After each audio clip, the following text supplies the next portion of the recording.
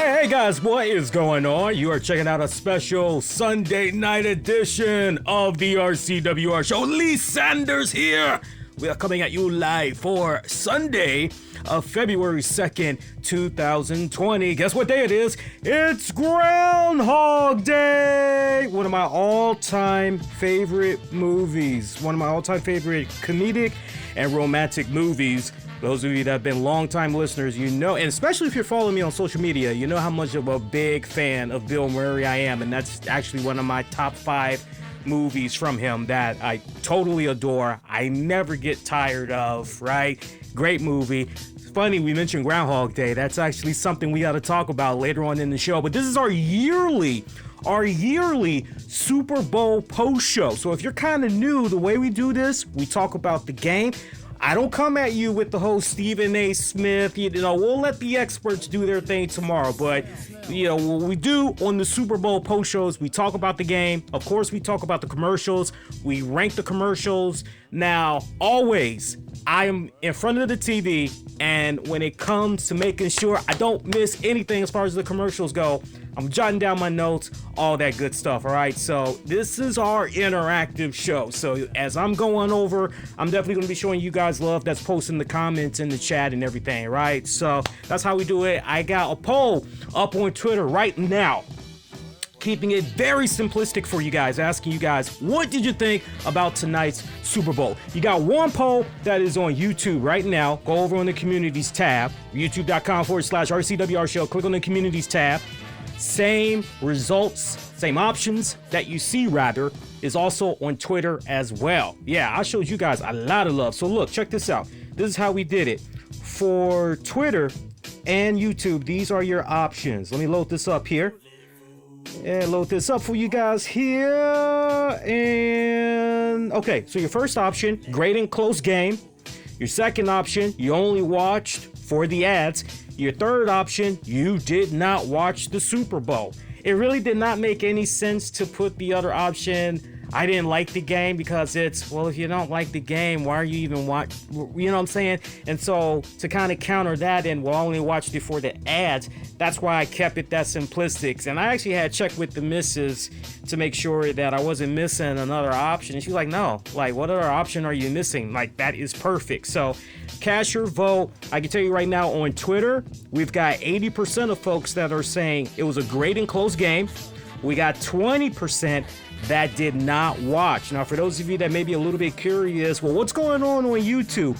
I did put that poll up a couple of minutes ago, so it is still relatively early, but I'll peek my head. Still early. So right now, we've got a tie at 25%. 25% of you did not watch the Super Bowl. Meanwhile, 25% of you only watched for the ads, not the game. And I appreciate the fact that for the YouTube polling option, you guys forgave me there for the grammatical error. I swore I put in FOR and not DOR. So I appreciate you guys knowing exactly what I was trying to say right there.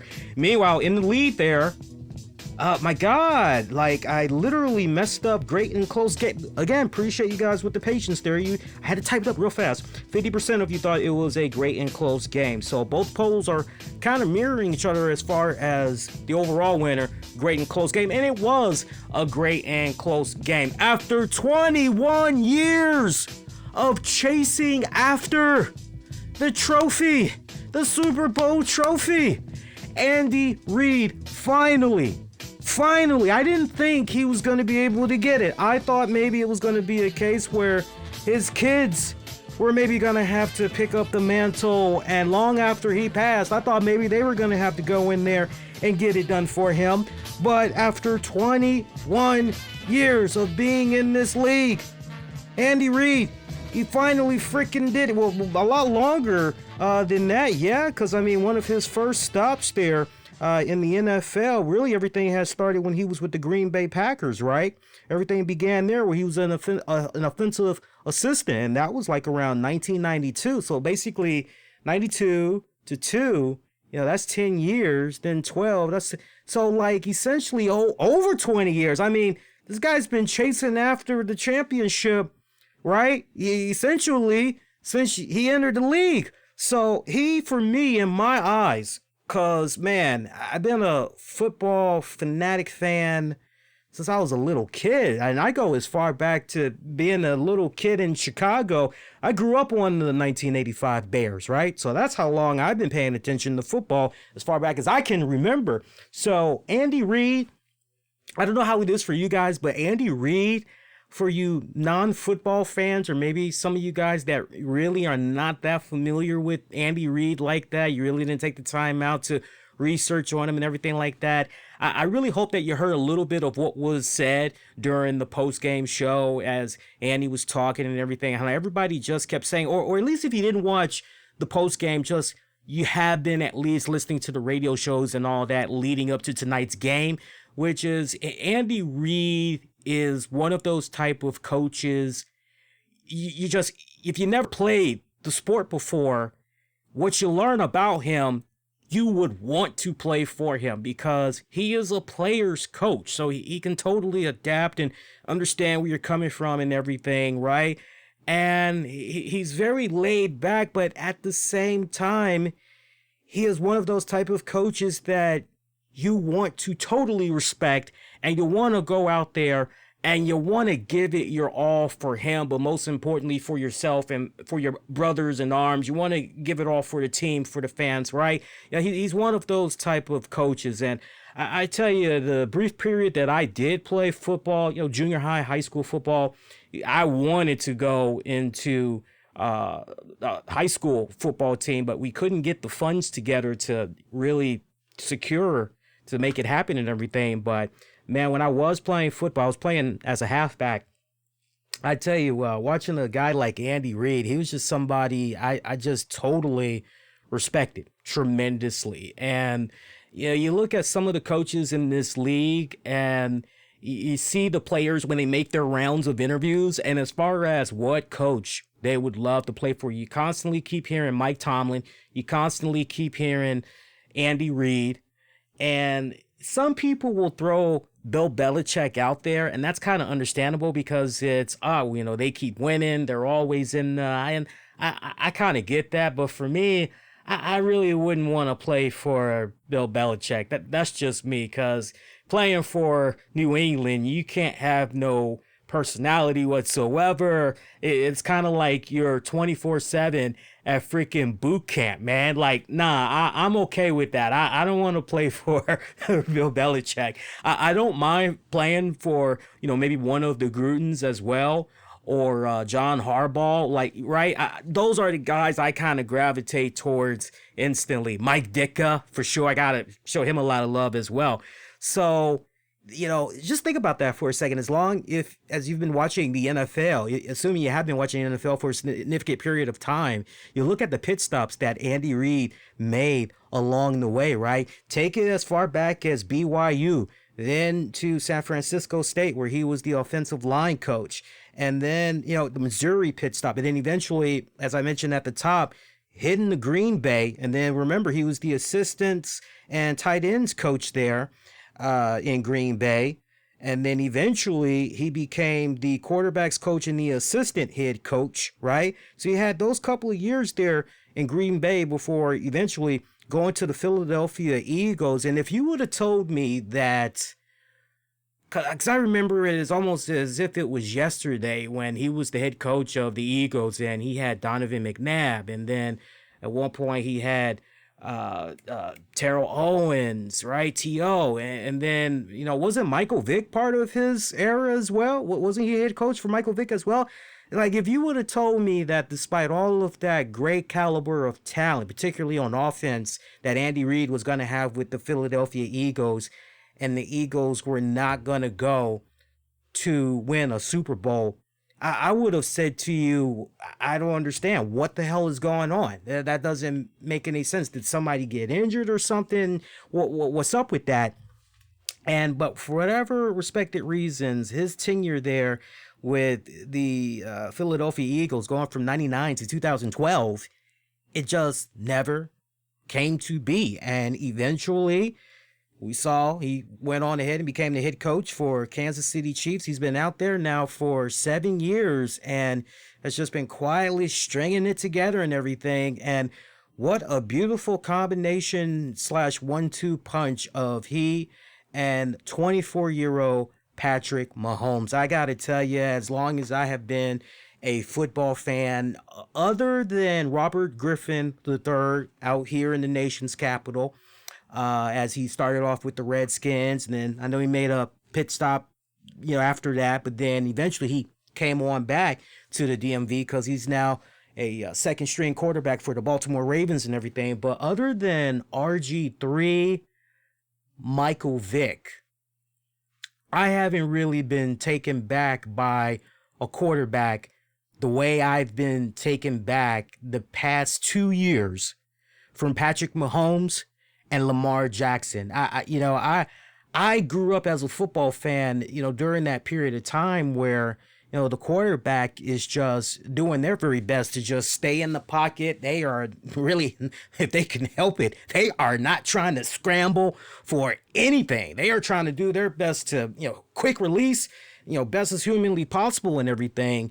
And, the best surgeon as far as a QB goes, I think anybody would be in agreement, Peyton Manning, just the way he is able to go out there, clock management, Omaha, and he's able to read what the hell that defense is getting ready to do, and just boom, he just off the fly does a new audible and everything. And I mean, other than how innovative I felt it was watching Peyton Manning play that position and really take it to that next level, we have really been seeing within the past, I would say 4 years, almost 5 years, because I even got to put, Nick Foles, Carson Wentz into the mix as well. We've been seeing a really interesting new breed of quarterbacks. These are more hybrid quarterbacks. These are the type of quarterbacks nowadays that will, okay, you know what? I'm a big dude. I got strength in my legs, right? Okay, if I'm not liking what I'm seeing, I'm looking at my one, my two, my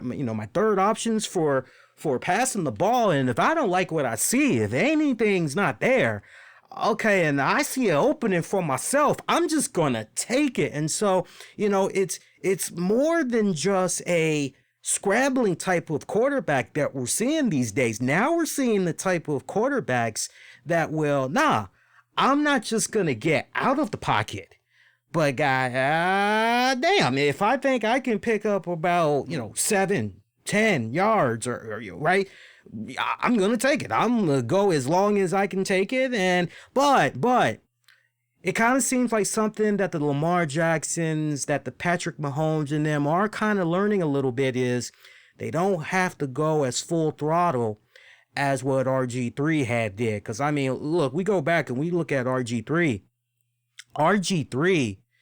The thing that really sidelined him was, bad management for one, right? But the other thing would be that the way he kept running that ball, he did not be very conservative in how he was running, right? He didn't see any options. And when he would run, he wouldn't run just to pick up what he needed and then just, okay, now I'm slide, right? That's it. He would keep going.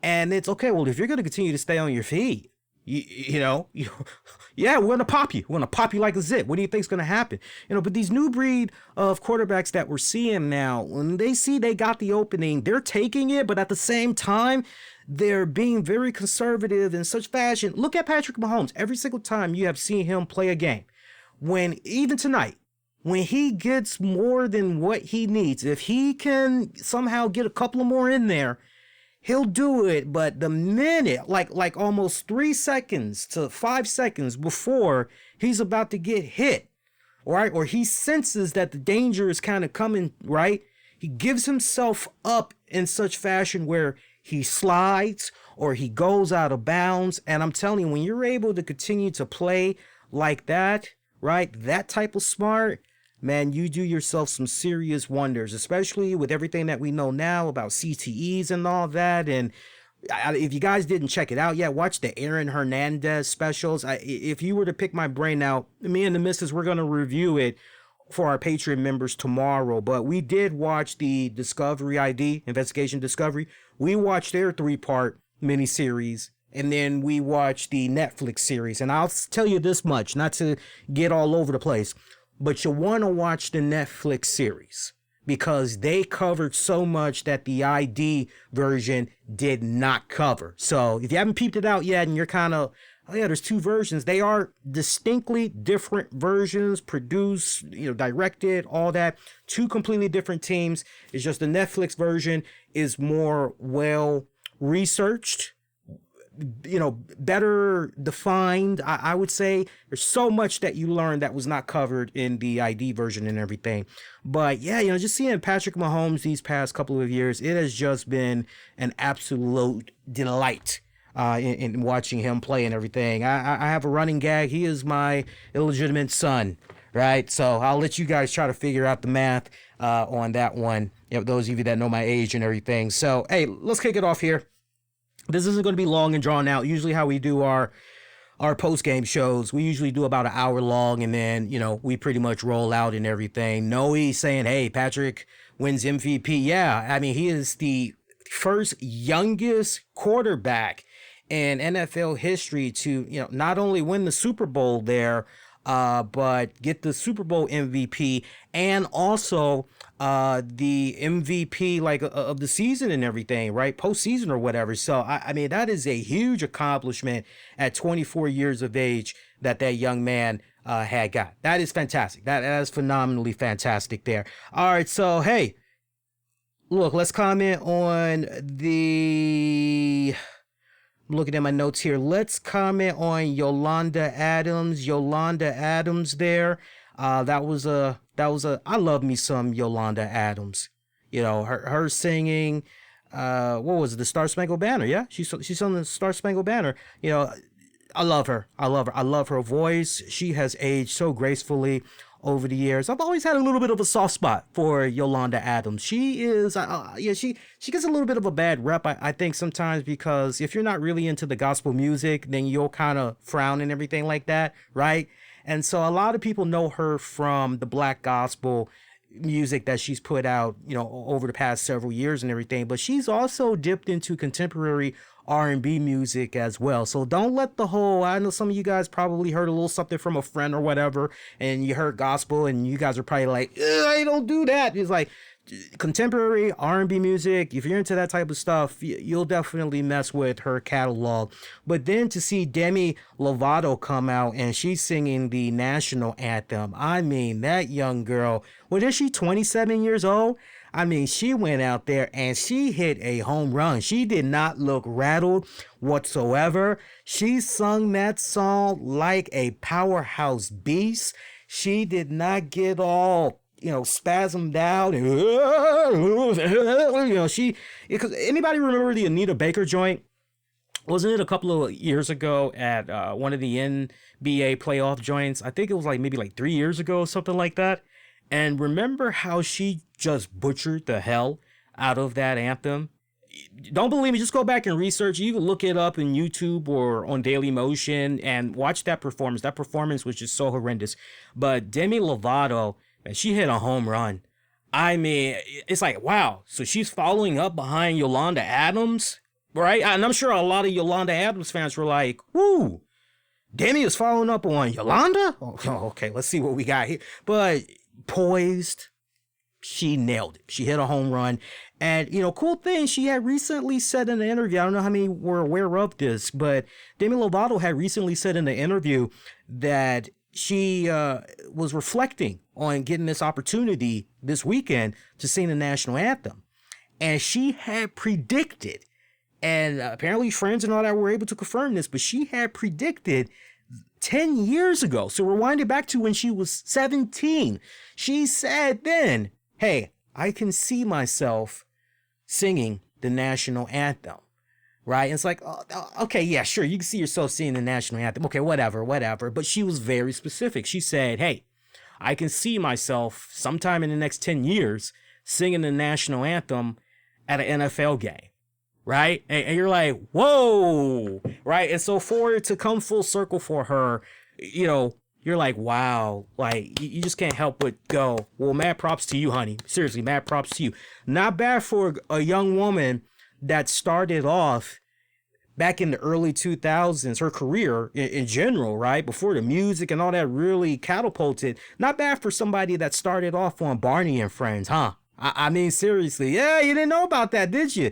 Pays to do your research, man. And then I got to show love to the Washington, D.C., because we're out here in the nation's capital and all that, based out here. I got to show love to the Washington, D.C. Joint Service Color Guard, the United States Air Force Band. Phenomenal performance that they did right there. And let's talk a little bit more about the game and everything. I don't want to spam all out on the game, but I do want to spend the big bulk, remaining portion of the time talking about the commercials with you all and everything like that. But, you know, I got to tell you, I had trepidations a bit. I would have to say that when the game had first began, the game kind of started off, I kind of felt a little bit as if both teams were just trying to fill each other out, right? It kind of felt to me as though they were trying to get the butterflies out of their system or whatever, right? Because that first quarter there, you know, you see that the Chiefs, they're up 7-3, and you're going, okay, well, you know, this ain't really too bad. It's a nice close game, right? The defenses are doing what they need to do and everything. When the Chiefs first get the ball, they're basically 3 and out, and you're going, whoa, you know, we haven't seen this happen to a Patrick Mahomes team in a good minute, right? Now, keep in mind that Patrick Mahomes has been able to win 3, you know, back-to-back games, right? Postseason and everything. So you're going, wow, so this is how we're kicking off things, right? You're going 3 and out, and now the 49ers have the ball.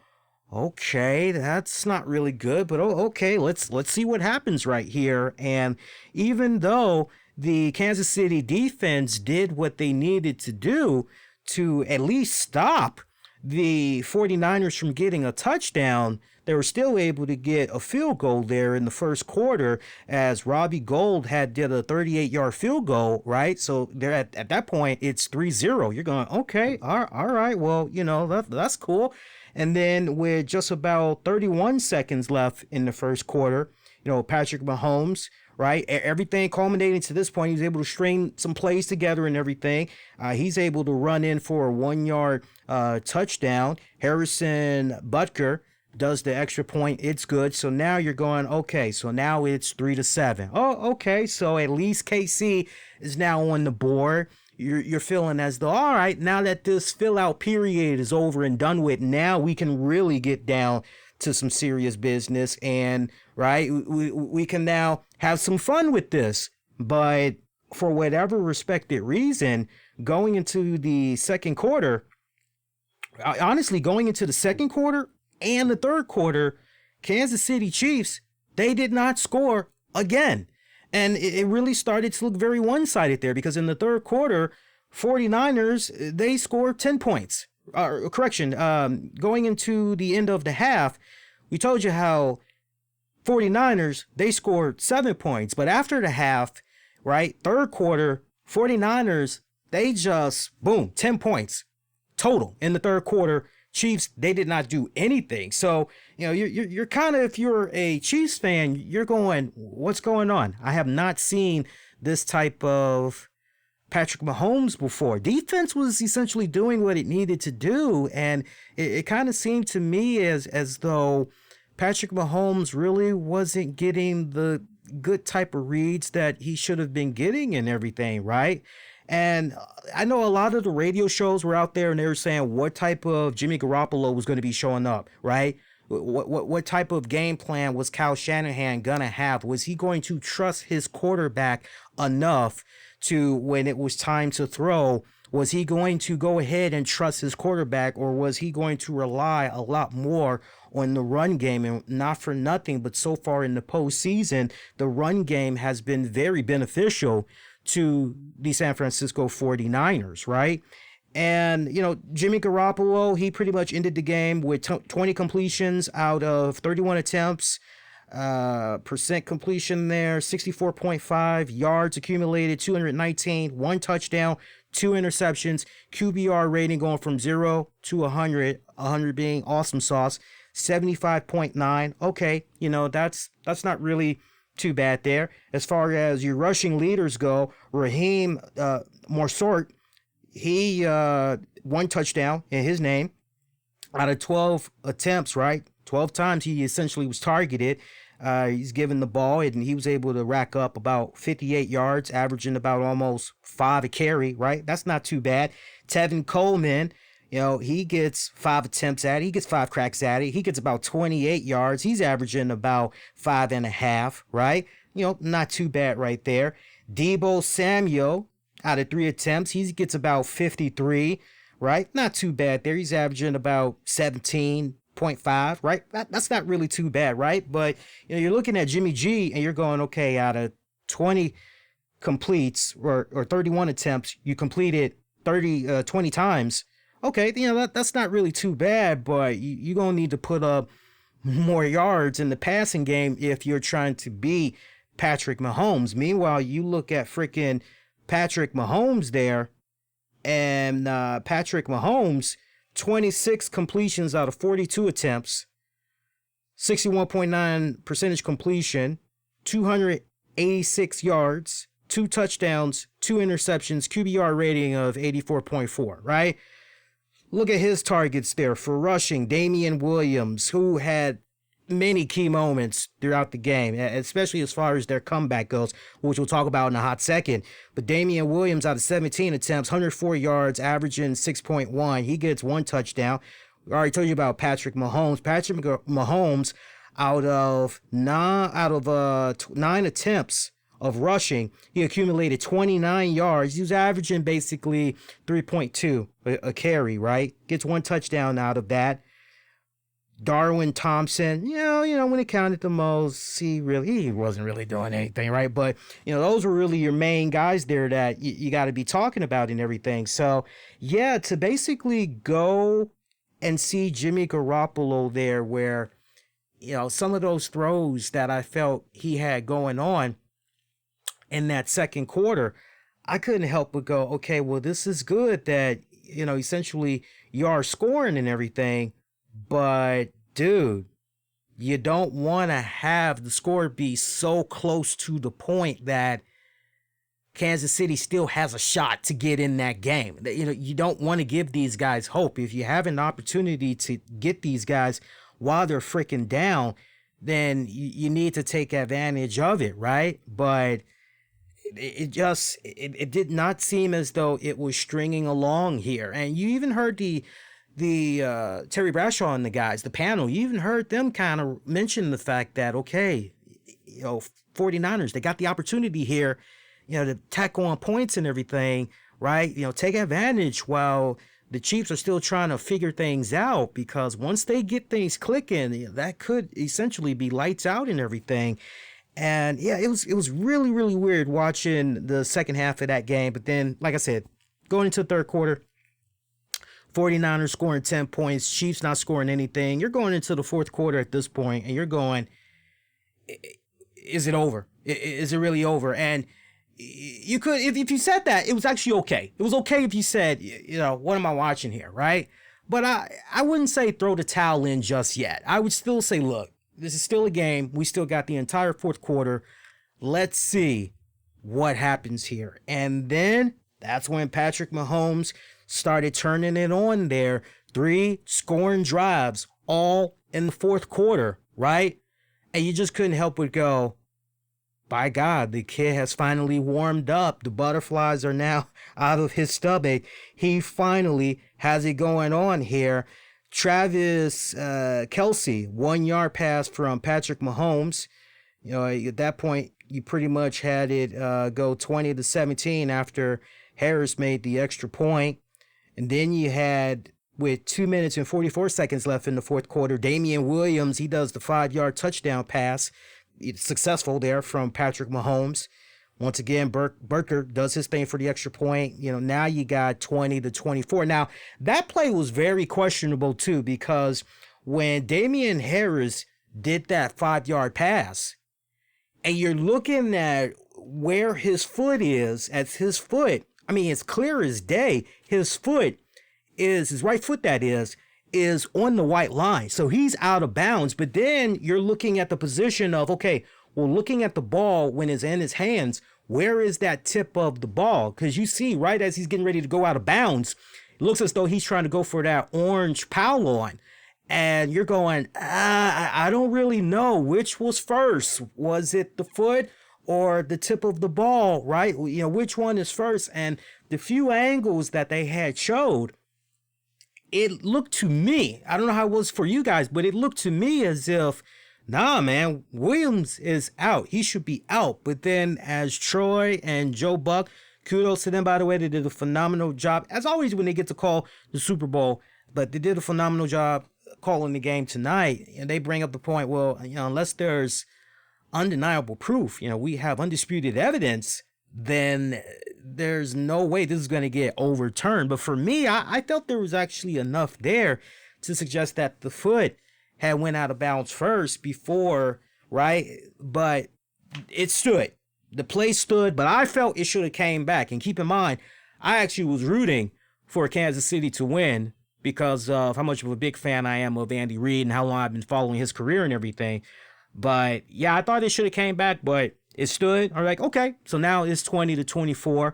But at this point, you're going, well, not for nothing, but San Fran, they can still get back into this. At this point, all they really need, with 2 minutes, 44 seconds left, both teams still have all three of their timeouts.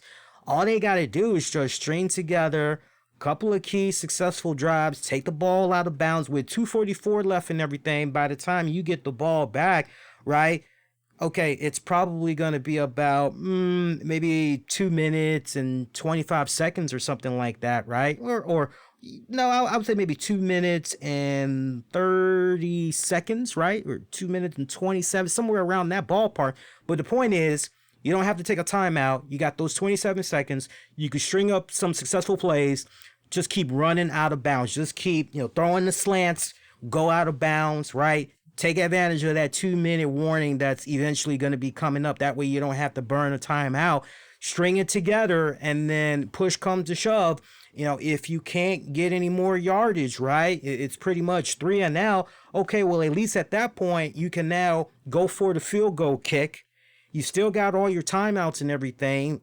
Okay, well, do you do an onside kick, or do you have more faith in your defense that they're going to be able to shut out Patrick Mahomes one more time so that you can get the ball right back, right? I mean, we'll never really know now, but I didn't like the desperation throws that I was seeing from Jimmy. I didn't. It just looked kind of it was a little bit frustrating. And then for everything to culminate in the 4th down, and they're going for it, I'm like, no, don't trust your defense. Just go ahead and punt the motherfucker.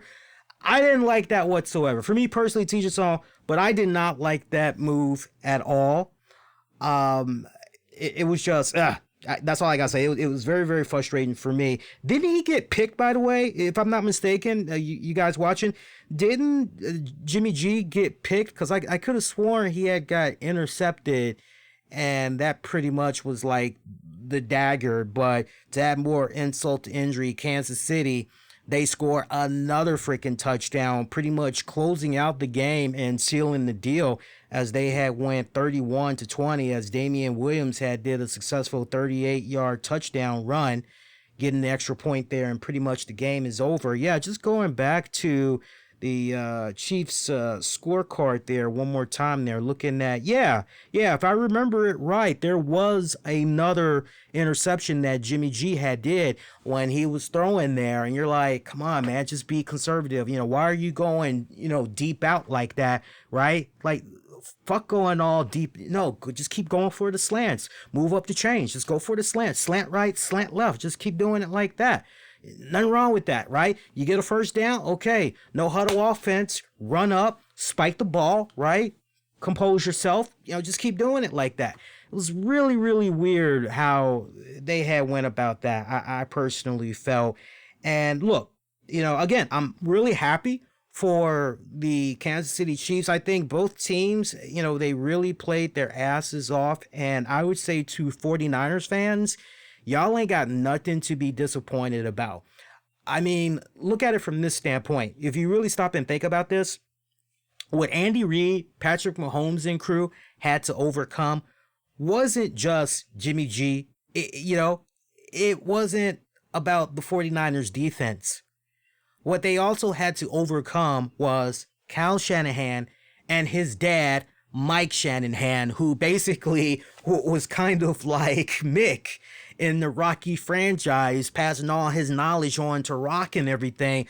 That's essentially all the cards that were stacked up against Andy Reid, Chiefs, and crew. So for them to be able to come out on top, despite all of those odds, right? I mean, 49ers fans, y'all ain't got nothing to be lowering your heads down about. And furthermore, with a quarterback like Jimmy Garoppolo, he is further validating everything that Coach Bill Belichick had said when he was trying so hard to keep him. But then Robert Kraft steps in and goes, hey, if I have to pick between my favorite son and the new kid here, I'm sorry, I'm going to go with the trusted commodity. And now you're in this position that you're in where will he stay or will he go? Well, first of all, he's a free agent. So if Tom Brady chooses to want to try to stay in New England, then it's up to Robert Kraft and crew at that point to figure out, okay, well, what's it going to take for Brady to say, okay, Brady, you want to stay? Okay, so what's your number? Do you want more money? What is it? Because he sacrificed for so many years, given the freaking team discount and everything, right? I would have no problem with this guy going, hey, not for nothing, but after like some 20-something years, I want a payday, right? Is he going to start acting like that? We don't know. We just don't know. But San Francisco 49ers fans, y'all ain't got nothing to be ashamed about, and y'all got a really solid quarterback.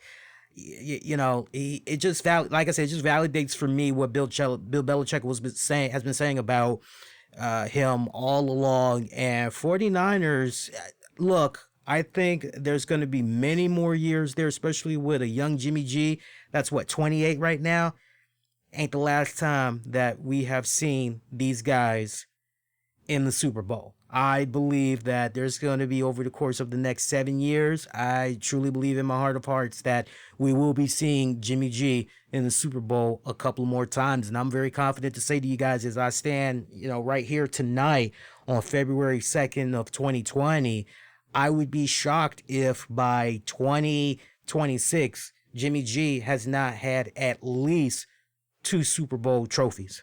I would really be surprised. I really, really would. And I sincerely mean that, because I think their team is actually that good. And you're talking to somebody that watches a handful of NFL teams multiple times a year. I'm not dedicated to just one team and one team only. So if you want to talk Broncos, I can talk Broncos. If you want to talk 49ers, I can talk 49ers. If you want to talk Giants, I can talk Giants. If you want to talk Ravens, Redskins, right? I mean, there's so many teams that I follow every year. I think I follow about maybe 8 teams, maybe almost 10 teams yearly.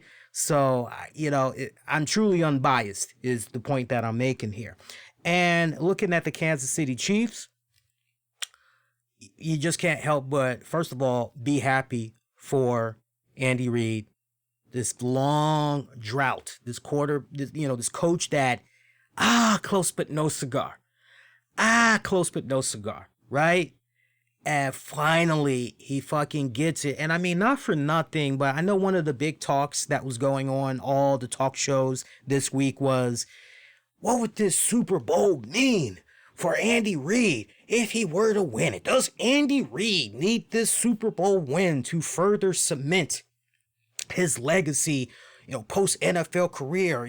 Will a NFL Super Bowl win solidify Andy Reid's placement in the NFL Pro Football Hall of Fame? And you're going, well, other than Shula, other than freaking Bill Belichick, and who's the other coach that they mentioned? You're like, Andy Reid has one of the most highest wins there in the NFL, right? You're going, yeah, minus a Super Bowl, hell to the yeah, Andy Reid would get in. I think the real question that we as fans needed to be asking ourselves, and that we should have been asking these sports analyst experts, is, no, the real question is, without a Super Bowl, would Andy Reid get in on the first ballot? Or would it take a second or a third or a fourth ballot before he got in? That's the real question that you have to ask. Now, you ask me straight up, you know, the Pro Football Hall of Fame, it's changed a lot over the years as far as the schematics go for how they go about inducting, I personally feel. And so, but I would like to believe that, okay, minus the Super Bowl, Andy Reid going into the Super Bowl, first ballot in? I don't think so. I don't think so. I honestly don't think so. No. But now that he has this Super Bowl win, even if he doesn't ever go back to the Super Bowl, just he never wins another Super Bowl. Just that one Super Bowl win and all of the W's that he's had as a coach, and then just thinking about the great positive impact that he's had on other assistants that have gone on from his respective, you know, Andy Reid tree that have gone on and they've been successful and everything. Yeah, he's definitely gonna, you know, we know he's gonna go in now, right? I think first ballot, he's gonna go in. But minus that, he surely would have gone in on a second, third, definitely a fourth ballot. I'm like this, if you don't get in after the third or fourth ballot, they need to just stop putting your name on the ballot altogether, right? If it's going to have to be that many goddamn times. But for me and my vision of a Pro Football Hall of Fame, minus the Super Bowl, Andy Reid goes in, you know, just for the wins alone. He definitely would go in, Super Bowl or not. So to each its own, but that's just me. So, you know, now the question is how many more times? And I got to be honest with you, with the pieces that the Kansas City Chiefs currently have in place, we could be looking at a new dynasty. We really, really could. And just looking at the next 10 years, just to make a bold prediction, I just told you guys how I feel that, what did I say? If by 2025 or whatever, or 2026, that if Jimmy G has not won at least 2 Super Bowls, you know, what's going on there? So I have a feeling that in the next 10 years, we're going to be seeing San Fran, we're going to be seeing the Ravens, and we're going to be seeing the Kansas City Chiefs. I think those are going to be your 3 teams that's going to keep switching it up with that Super Bowl, you know, every year. I really, really do. As far as the Patriots go and everything, I've watched the Patriots for many years. I don't know. I really don't know. Your guess is as good as mine. I think we have to see at this point what the Patriots are going to be doing in the offseason and everything like that. You know, are they still a playoff team? Like, even without Brady? Yeah, they're still a playoff team. If they can get Brady to come back, you always have to have the Patriots in the playoff, not just in the playoff conversation, but you have to continue to have them also in the Super Bowl conversation as well. As long as the Patriots continue to have Brady, if they're able to work something out, you can't help but my spidey sense is really just homing in more on those teams that I talked about more so than the Patriots, right? And I don't want that to sound like a diss or anything, but just, yeah, the Patriots will definitely be there. Playoffs. Brady or no Brady. I can see them in the playoffs. I can see them maybe getting through the first round. It's the second round on that's very murky right now. If Brady comes back, I can definitely see successful playoff run. I can definitely see a successful first round. Second round and up, that's where I'm a little bit leery on, quite honestly. But yeah, great game that they had this year. It was refreshing to go. I don't know how it was for you guys as well. And I see what Noe is saying in the chat here. He's saying that the torch has been passed to Patrick, the new face of the NFL. Madden curse is dead. Yeah, and I find it kind of funny that some people actually balk at the idea and they think that it's silly or stupid that, oh, this Madden curse, what the fuck? And then when you see these people that are criticizing or they're making fun of this whole Madden curse, you look at these people's avatars and all that. These are people that are like 14, 13, 12 or whatever like that. And anybody that is at least age 25 and up, you know, we can tell you that you had a series of Madden games that would come out, and whoever was gracing the front cover of that game within like a year's time, right? Soon as they are announced as the cover of that Madden game, within the next 12 months, something fucking bad happened. To the point that, either there was a devastating injury and that person had got sidelined for the entire year, or you name it, there was some type of shady what the fuck with whoever had graced the front cover of Madden. And to Noe's point there in the chat, it does appear that the curse, is finally over. So, yeah, anybody that is a veteran Madden gamer will tell you, I know we're going to get some people that's going to be snickering and just balking at the idea. But when you go back and you educate yourself a little bit more and you look at the history of that Madden curse and you look at everything as far as all the data that's been collected all the way up to now, it's mind blowing when you look at it. It really, really is. But it was nice to go into a game where, wow. So no Brady, no Big Ben, no Drew Brees. Okay, this is cool. No Manning, right? No Manning postseason here, right? Especially in the Super Bowl. Like, wow, this really is anybody's game. This is that's kind of following up on what I was talking about a couple of minutes ago. And as far as what's going to be going down in the next 10 years, like I said, Ravens, Lamar Jackson, Chiefs, Andy Reid, Patrick Mahomes, Jimmy G, San Fran. Let's see, I can even see, Carson Wentz. He just got to fucking stay healthy, man. Seriously, he just got to stay healthy.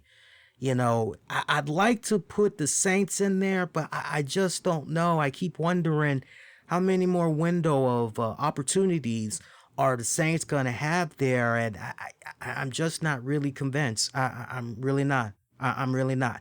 There's also a wild card I want to throw in there as well that I really don't think people should be falling asleep on. I still have all the confidence in the world in Nick Foles. No, I don't care what anybody else says. I'm still very confident. I'm still very high on the Nick Foles. So, but just peep that out in the next 10 years and should be interesting to see because we'll still be here in 10 years. Should be interesting to see what all comes about. Man, let's talk about some of these commercials already, man. We talked enough about the game. If there's a couple other things you want me to bring up with regards to the game, let me know. Let's talk about that Pepsi halftime show. I don't need to be all overkill and spend 15 minutes talking about the game, talking about the Pepsi halftime show. But look, the Pepsi halftime show, and I put a poll out. I asked you guys on Twitter, it was a Twitter poll only, who had the better performance, Jennifer Lopez or Shakira? And man, those were some surprising results. Now, I had heard a little something about Shakira over the years, but I never actually sat down and truly listen to a Shakira song from beginning to end. I know the joint that she did with Wyclef Jean. I heard that a little bit, and I kind of, just little bits and pieces, I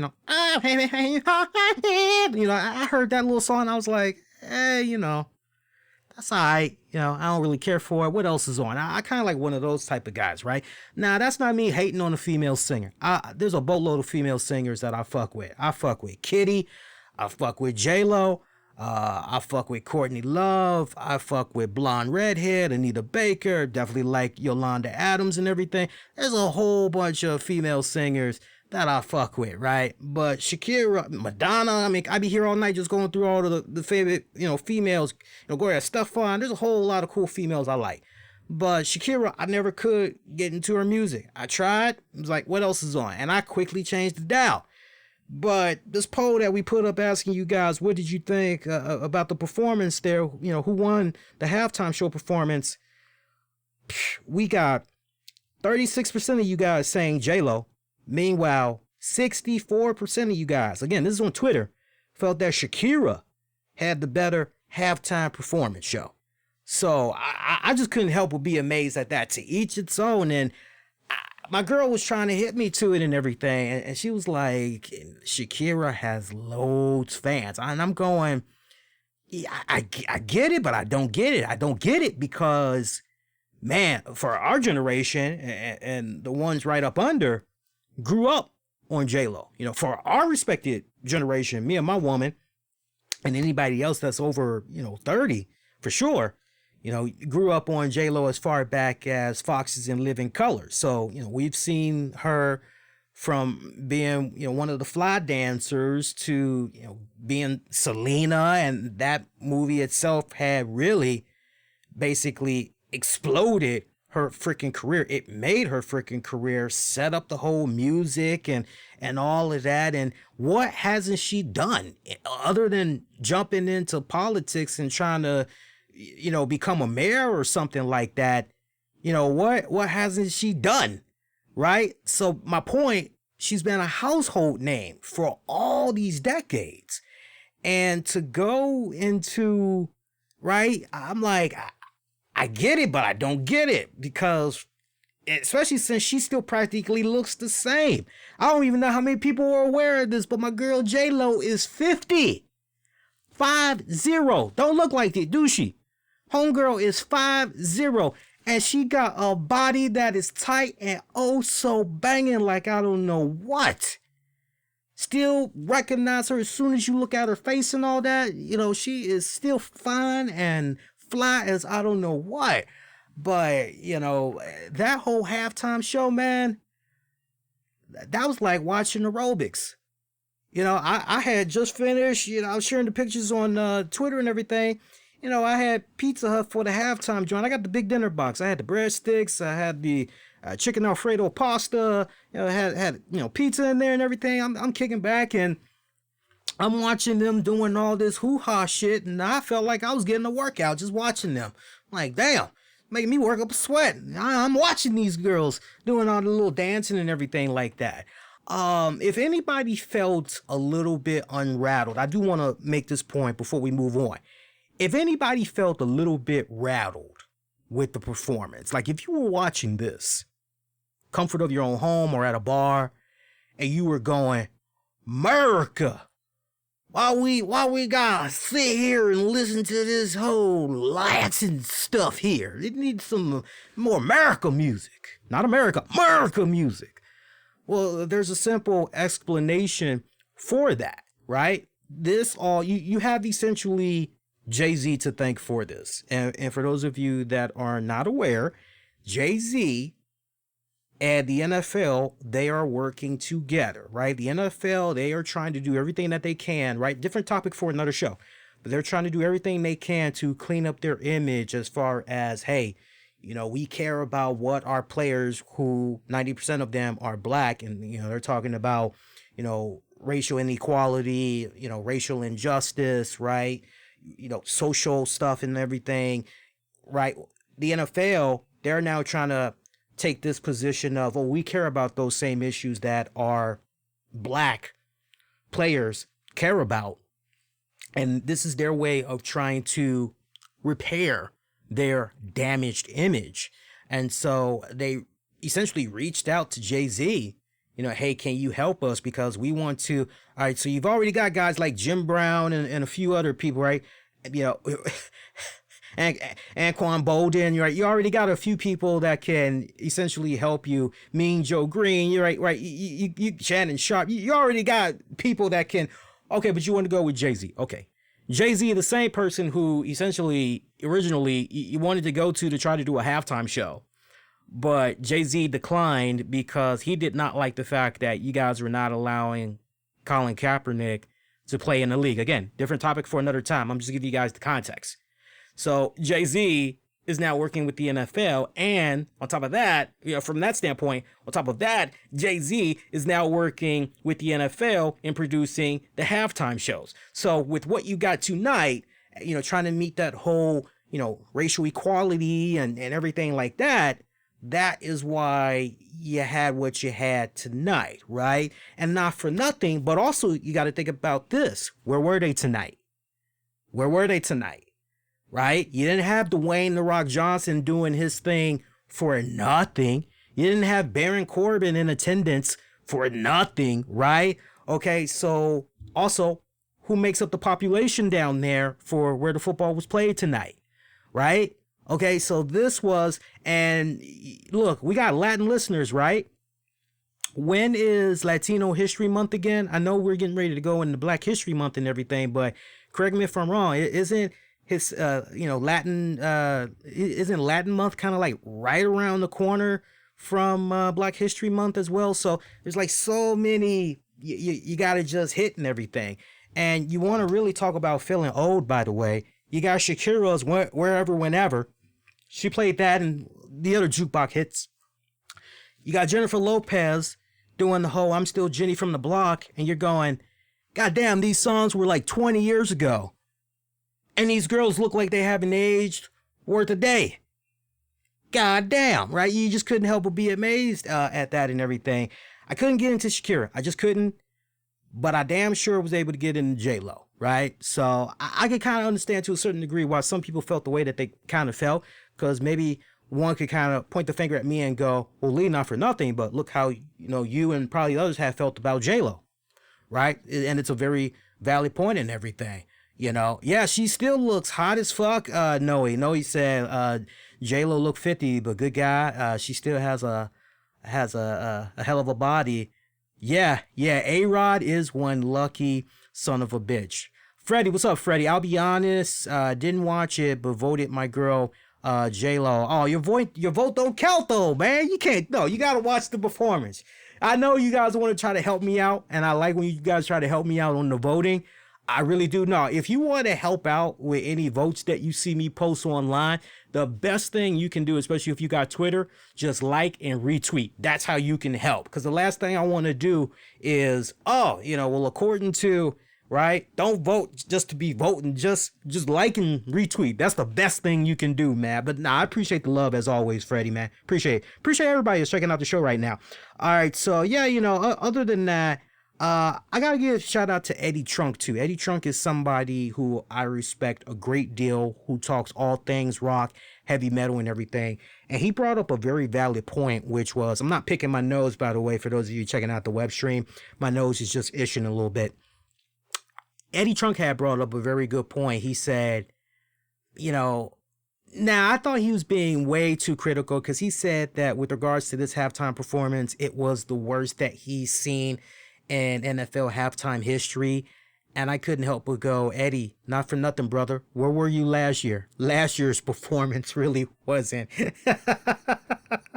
You must have forgotten about last year's already, right? Like, seriously. No, I would not say that I think it was bad for Eddie, because Eddie is a hard rock and heavy metal type of guy. There was actually a period in Eddie Trunk's career where he did briefly cover pop music and all that, and he couldn't stand it. He could not stand it. He doesn't like that type of stuff. He is, cut his wrist. He is bleeding hard rock and metal through and through, right? So I get him trying to feed his base and everything, but in this day and era of pop culture, of pop music, whether we like it or not, overall as a society, Shakira and J-Lo are still quite as popular as they were 20 years ago. Okay? So I didn't really like that point that he made, but I thought that the second half of what he said was pretty interesting. And again, this kind of ties back to Jay-Z and everything. Again, we got Jay-Z to thank for essentially pulling the strings and the connections to have J-Lo and Shakira perform tonight. But Eddie Trunk had said that, wow, of all the acts you could get, you could have assembled the original Guns N' Roses, who's been, not for nothing, they've been torn, off and on for, past couple of years now, past several months. They were right there in Florida. And you couldn't do what you needed to do to have them perform. And, I kind of remember how it was going back 2008, a couple of years prior to that, when we heard rumblings that Guns N' Roses' Chinese Democracy album was finally going to be dropping, and it was catching a lot of buzz. Myself, so many people have been waiting for that album to drop for so many years, right? And Dr. Pepper got involved. Dr. Pepper put a statement out there saying, hey, we're getting word that this album is supposed to drop this year. Now we're talking about 2008. If this album does drop before the calendar year is out, everybody in North America gets a free Dr. Pepper. I don't know if you guys remember that. But sure enough, the album dropped. Everybody got a Dr. Pepper. All you had to do was just go to your local store or whatever. Everybody knew about it. Get your free Dr. Pepper, good to go. This was not a case of only stores that were, no, Dr. Pepper basically, nah. Everybody gets a Dr. Pepper because the Guns N' Roses album dropped. So Guns N' Roses, despite their age, they are still quite a popular fucking band. So, but, the thing is, you got to try to, that's the thing with these halftime shows, and it can be really tricky. You got to go with where the culture is overall right now. If the culture overall is in a pop, then that's kind of what you got to feed. That's the narrative that you got to feed and everything, right? So, Guns N' Roses, or I even saw some people say Metallica and things like that.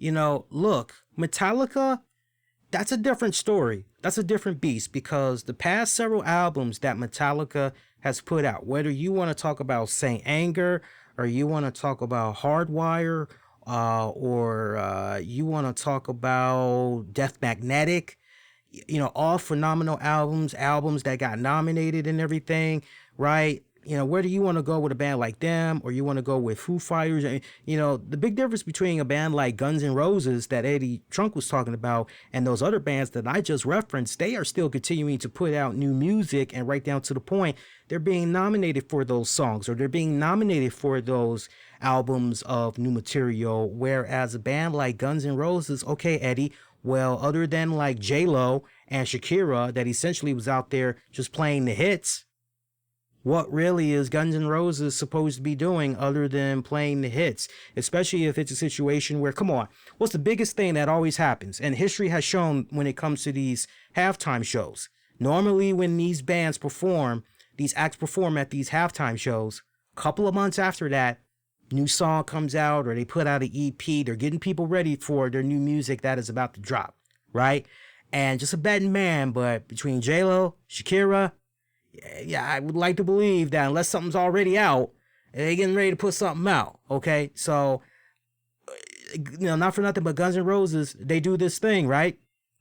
Guns N' Roses, they do this halftime show. Okay, great.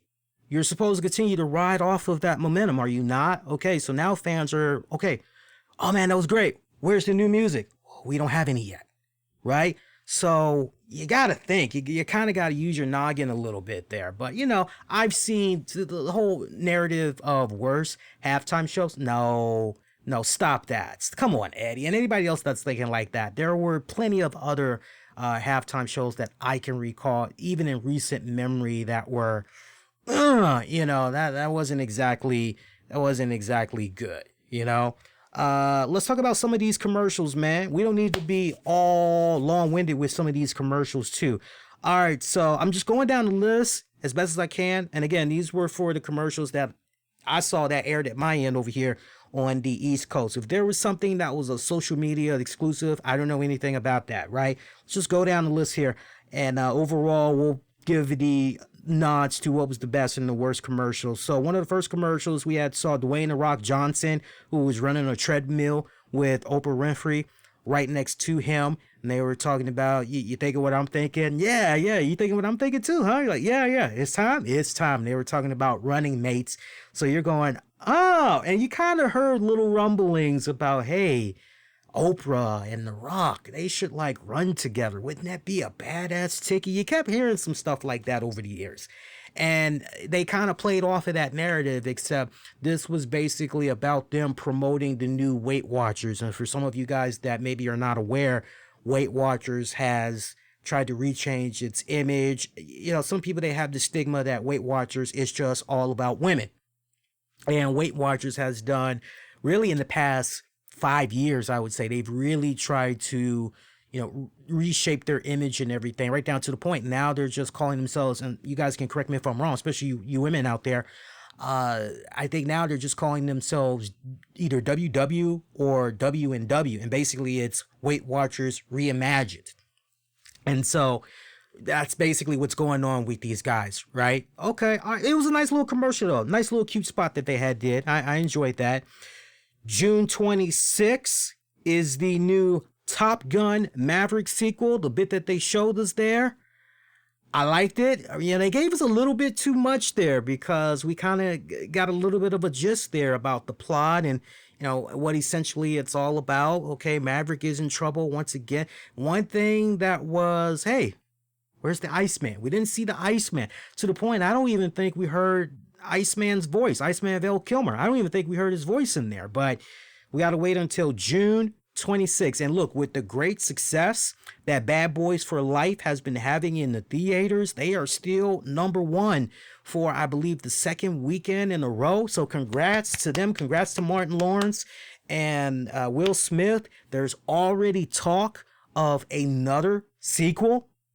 God damn, so I mean, mad props, but given the success of what happened with Bad Boys for Life, now you can't help but wonder, all right, Top Gun Maverick, let's see what you can do, right? So to be continued. Interesting secret commercial. I really had enjoyed it. It was a secret commercial with fans in attendance of a football game, and they were watching a lot of hard-hitting action that was going on. And I believe somebody had scored a touchdown or whatever, and people were cheering and everything. And the person that made the touchdown or whatever, that player and another player, they took off their helmets and revealed themselves to be females. And so the crowd in attendance, they show the crowd in the bleachers, they're shocked and everything. And there's just this big wave of silence. And the next thing you know, they start clapping and everything. And so basically Secret's whole thing was, hey, it should be about equality, not inequality or whatever. So, kind of picking up from what went down with the Captain Marvel movie and how that kind of really, if you think about it, spun a whole lot more, hey, equality for women, right? It kind of really heightened it, right? Really had to be more of a discussion, so to speak, especially at that on top of what you've been seeing in the NFL and the NBA with, female assistant coaches and all that, right? So I had no problem with that commercial. I thought it was actually a really cool ass spot. We are aware as fans that we do have the lingerie football league, but we know what that's really about. TNA, come on. And I ain't talking about the promotion. I ain't talking about the wrestling promotion, right? But to actually have like some true football, like what we've been seeing, right? Come on, right? So I had no problem with that commercial. There was a weak McDonald's commercial I didn't particularly care for. My gist of that McDonald's commercial was, hey, this person eats at McDonald's, right? This person eats at McDonald's. They were just mentioning all of these celebrities that eat at McDonald's and what's their favorite meal to eat at McDonald's. And okay, I get it. These people, right? These larger than life, athletes, actors, entertainers, right? At the end of the day, they got to eat somewhere just like us. Oh, they like McDonald's too. Whoopee-doo, right? I didn't particularly care for that commercial.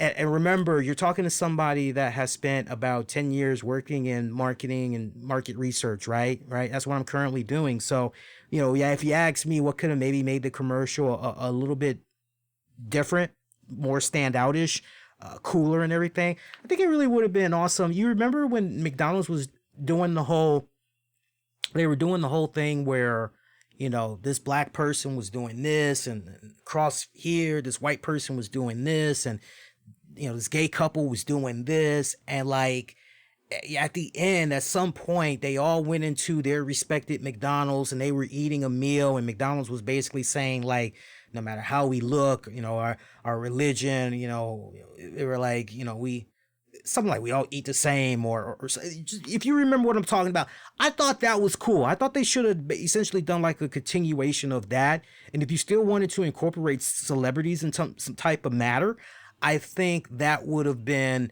a really better approach to take. So, but I didn't particularly care for just looking at a tray of McDonald's food and seeing little black font letters, Will Smith eats this or whatever the fuck they were doing. Didn't care for that whatsoever. Disney's Mulan looks pretty good. I kind of got a Crouching Tiger, Hidden Dragon type of vibe. I heard a little bit of rumblings of it off and on. Seen just one or two still shots here and there, but for me, this was my first. Wow, I was quite impressed. I was quite impressed. I think I might actually see that in the theaters. If I'm burping a little bit, had some good IPA tonight. Tonight, because you guys know me, I'm always trying new IPAs. This time I've got Hoppy and Redefined IPA, Brooklyn East IPA. It's actually good shit. Proof of this one, I believe it's about 6.5 alcohol. So some good shit right here. Let's keep rocking. Let's keep rolling. Next up, State Farm. We saw this commercial tweaked. It was the traditional guy late at night speaking to a State Farm agent, and then his wife comes downstairs. Hey, who are you talking to? And right, he reveals who he's talking to. The wife thinks he's talking to a woman, and when he gets on the phone, you know, it's actually a State Farm agent, a male State Farm agent. Well, the commercial was actually the same. You know, it wasn't new, at least the first half of the commercial.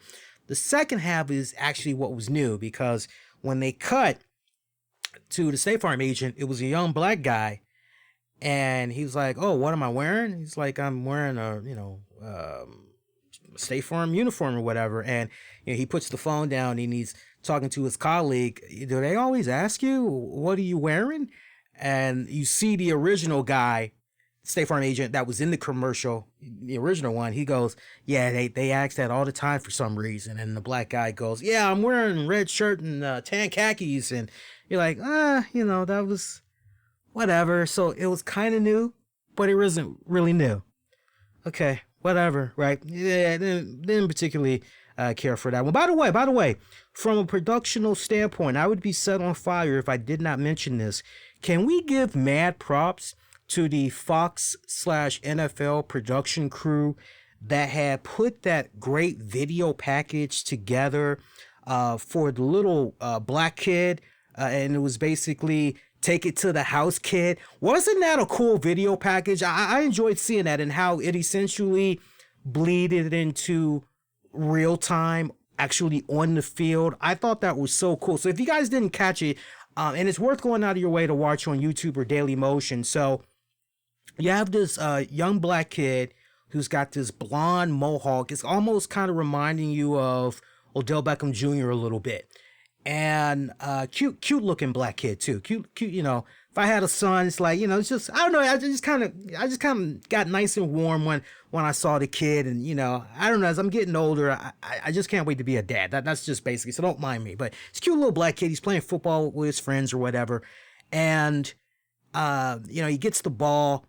And, he's starting to run, and you got like an all-star list of NFL greats, current players and all that. And they're like, "Take it to the house, kid." And, he's running. And at one point he's just running through the cities. He's running through New York. He's running through Chicago. We see him running through New Orleans, and, he's going through the Mardi Gras crowd, and, Breeze is on top with the beat throwing people. And, he's like, "Hey kid." And, he throws it to him somehow. And, he's trying to go through all the obstacles there, and he's getting a little bit of help there, and eventually Breeze throws the ball to the kid, nice throw, kid catches it and everything, and he's just continuing to run through the cities and everything. One point he goes through San Fran, and he runs into Steve Young and Joe Montana, right? Like, oh, come on, this is awesome, right? And it looks like they just came out of a hotel, and they see the kid running, and they're like, "Take it to the house, kid." And you see freaking Jimmy G, and he's like, "Yeah, take it to the house, kid." And you got freaking Joe Montana. He's looking at Jimmy G like, "And you can take that to the car." And Steve's like, "Lighten up on the kid, man. Give him some slack." And Joe Montana's like, "I know what I'll give him." And they pretty much end it like that. But probably what was the most touching scene of them all was when the little black kid went past the Tillman statue, and he just stopped, and he just looked at it, and that broke my heart to see that statue. Just, knowing everything about Tillman, and here was a guy, he did not have to go into the military, but he felt that, especially after everything that went down with 9/11, he just felt that there was a greater calling. And that's what he had responded to and everything. yeah, that part for me, I got a little bit choked up when I saw that, because it was like, oh, and then he just kept it going. And so basically we see this kid, he's eventually taking the ball to the Super Bowl stadium, right? And closing moments, he's seeing Brett Favre, Mean Joe Green. Who's the other person that he's seeing there? Brady. No, was Brady in there? Yeah, Brady was in there. Brady was in there. Deion Sanders was in there. Jim Brown was in there. And it set up the real-time action on the field as the kid and the rest of the kids, they come out there. That was awesome. It was so well produced. It's very rare I can remember a video package of a major sporting event, especially when it comes to NBA, NFL, and everything like that. That was something that I'm telling you, a year from now, 5 years from now, I can remember that. I will remember that, and it's very rare I remember stuff like that. So that was well produced what they did there. Tide, I'm letting you know right now, Tide is one of my winners of the night. I don't think it's my number one winner, but it's damn close. We'll see. Tide, they did not one, not even two, not even three. They had 4 commercials that were stretched out all throughout the game. And it was pretty tight how they did it. And essentially, you had this guy who was at a party. He gets a stain on his shirt. And he's wondering, okay, when's the right time to take care of that spot? When's the right time to do laundry? Should he do it during a commercial break? Should he do it during the halftime show? Should he do it during the trophy presentation? What's going on? And they just kept doing these funny little spoofs. At one point, you see him, as an old man, right? So he's still waiting to take care of the stain or whatever. That was kind of nice how they did it. And then also, when they were promoting the Mag Singer, you see this guy pop up. Should I do it during the Mag Singer? And they were like, no, not during the Mag Singer. He's like, oh, and he just walks right back out. It was really cool how they did that. I don't know, to each its own, but Tied for me, at least, if not the winner, it was one of the winners of the night. So I definitely want to give them mad props.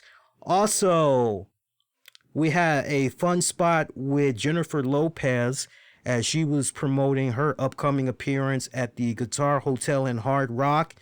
Apparently, if you go to hardrock.com, you can learn about how you can win an opportunity. I'm hoping for you and a friend or family members or whatever, be able to go to the Guitar Hotel in Hard Rock and see her live performance there, right? So, again, hardrock.com for more info on that. That was a really fun commercial because, she's getting dressed up and everything. And the way that they kind of did it, they did it in a way where J-Lo was essentially trying to get ready for a halftime performance or whatever. That's how it kind of came off. And you see this guy in a yellow jumpsuit or whatever, and he's like, oh, it's J-Lo's studded microphone or whatever. And he yoinks that bad boy. J-Lo sees what's going on, right? What starts off as a harmless guy that's like cleaning the windows or whatever has robbed J-Lo. And J-Lo is not taking this laying down. Like, she's trying to look for help, and people are like, nah, I ain't going out that window. And J-Lo's like, okay, I'm going to do this myself then. And I was telling my girls I'm watching this, I said, how much you want to bet that's DJ Khaled? And she's like, okay, we'll see. I'm like, watch, that's DJ Khaled, watch. And it turns out when she finally gets the guy downstairs and everything, she pins him down. She pulls off his mask, and it's A-Rod. And she's like, A-Rod? And A-Rod, it comes up, it's another A-Rod, J-Lo, we gotta go, huh? Come on, we getting late. And she's like, A-Rod? He's like, yeah. And so she's looking down at this other guy, like, okay, well, you ain't A-Rod. Takes off his mask, and it's DJ Khaled. That was a good little spot. I like that one. That was funny. Pringles, nice cute commercial. I still don't care for Rick and Morty. I'm not getting old, because I still will watch me some Beavis and Butthead and some other crazy, stupid shit that's on TV, but I can't get into Rick and Morty. I don't know why. I can't get into them. But they had a nice little funny Pringles commercial, just kicking back, minding their own business. And, these robots came in that were multi-stacking the hell out of Pringles for these epic combo flavorful chips or whatever. And, nice little cute commercial. TurboTax, they had a little cheesy commercial. They were trying to do their own little version of the Macarena for how easy it is to do your taxes through TurboTax. Kind of memorable with the stupid little dance because anybody can do the dance no matter how old you are, whatever. John Legend and his wife, they were in a Genesis commercial. This was a car commercial. John Legend, sexiest man alive. Look, I'm willing to give a man his props. I'm sorry, John Legend, I don't see it. Idris Elba, it's a good looking man. Mike Coulter, Iron Fist, Luke Cage, it's a good looking dude. I don't know, teach its own. Maybe a lot of people kind of see a little bit of Obama when they look at John Legend. I don't know. I don't particularly care for his singing. I mean, some songs are good. Like, I find myself, if I'm ever in a John Legend mode, I find I can only listen to about 3, maybe 4 John Legend songs max. And then I get kind of tired because I think you all could be in agreement. You know, the usual John Legend song, you know, you can only listen to so much of that, right? Kind of like Kim. You know, I like Kim. Kim is a phenomenal artist, but there's only so much you can. Girl, you don't mean take out trash. You know, it's like it's only so much Kim you can listen to. Let's see, what else here? Jonah Hill, Martin Scorsese, they were in a Coke Energy commercial. Would Jonah Hill show up at Martin Scorsese's party? Yeah, the world was at the edge of their seats waiting for Jonah Hill's response, and essentially it seemed as though Jonah Hill wasn't going to go. He goes to the corner store, finds himself some Coke Energy, and decides, yeah, okay, I'll show up. He goes to the party. It's a nice little cute commercial. You know, it was all right, but, you know, nothing really memorable. What else? Then we had the Planters commercial. Remember, we saw on social media that Mr. Planters was killed off, right? He was in the little Wesley Snipes joint and all that, and, you know, he fell to his death or whatever. And the sequel to that, we had the funeral. Wesley Snipes was offering some words and everything. And we see Mr. Clean was there and everything.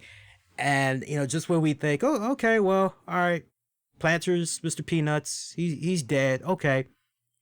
They basically pulled a I Am Groot, right? And Baby Yoda. And they introduced us to Baby Nut. And, yeah. I thought it was, you know, I mean, it's obvious. It's blatantly obvious what they're trying to do, right?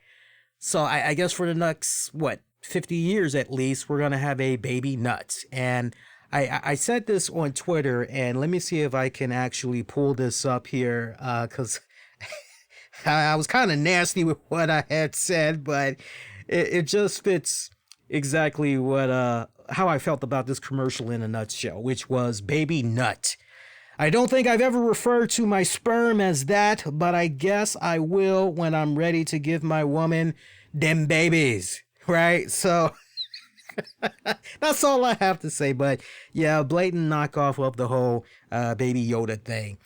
Whatever, right? Bond, James Bond, the 25th film. It's going to be coming out later this summer. That looks like it's going to be fucking crushing it. Very excited for that. Probably one of the most emotional, sentimental commercials of the night. Maurice said Periscope was streaming Baby Nut. Well, that's nice to know, but yeah, and for those of you that's kind of like, what I normally do is I don't pay so much to social media, not unless it's during the week leading up to the Super Bowl game itself.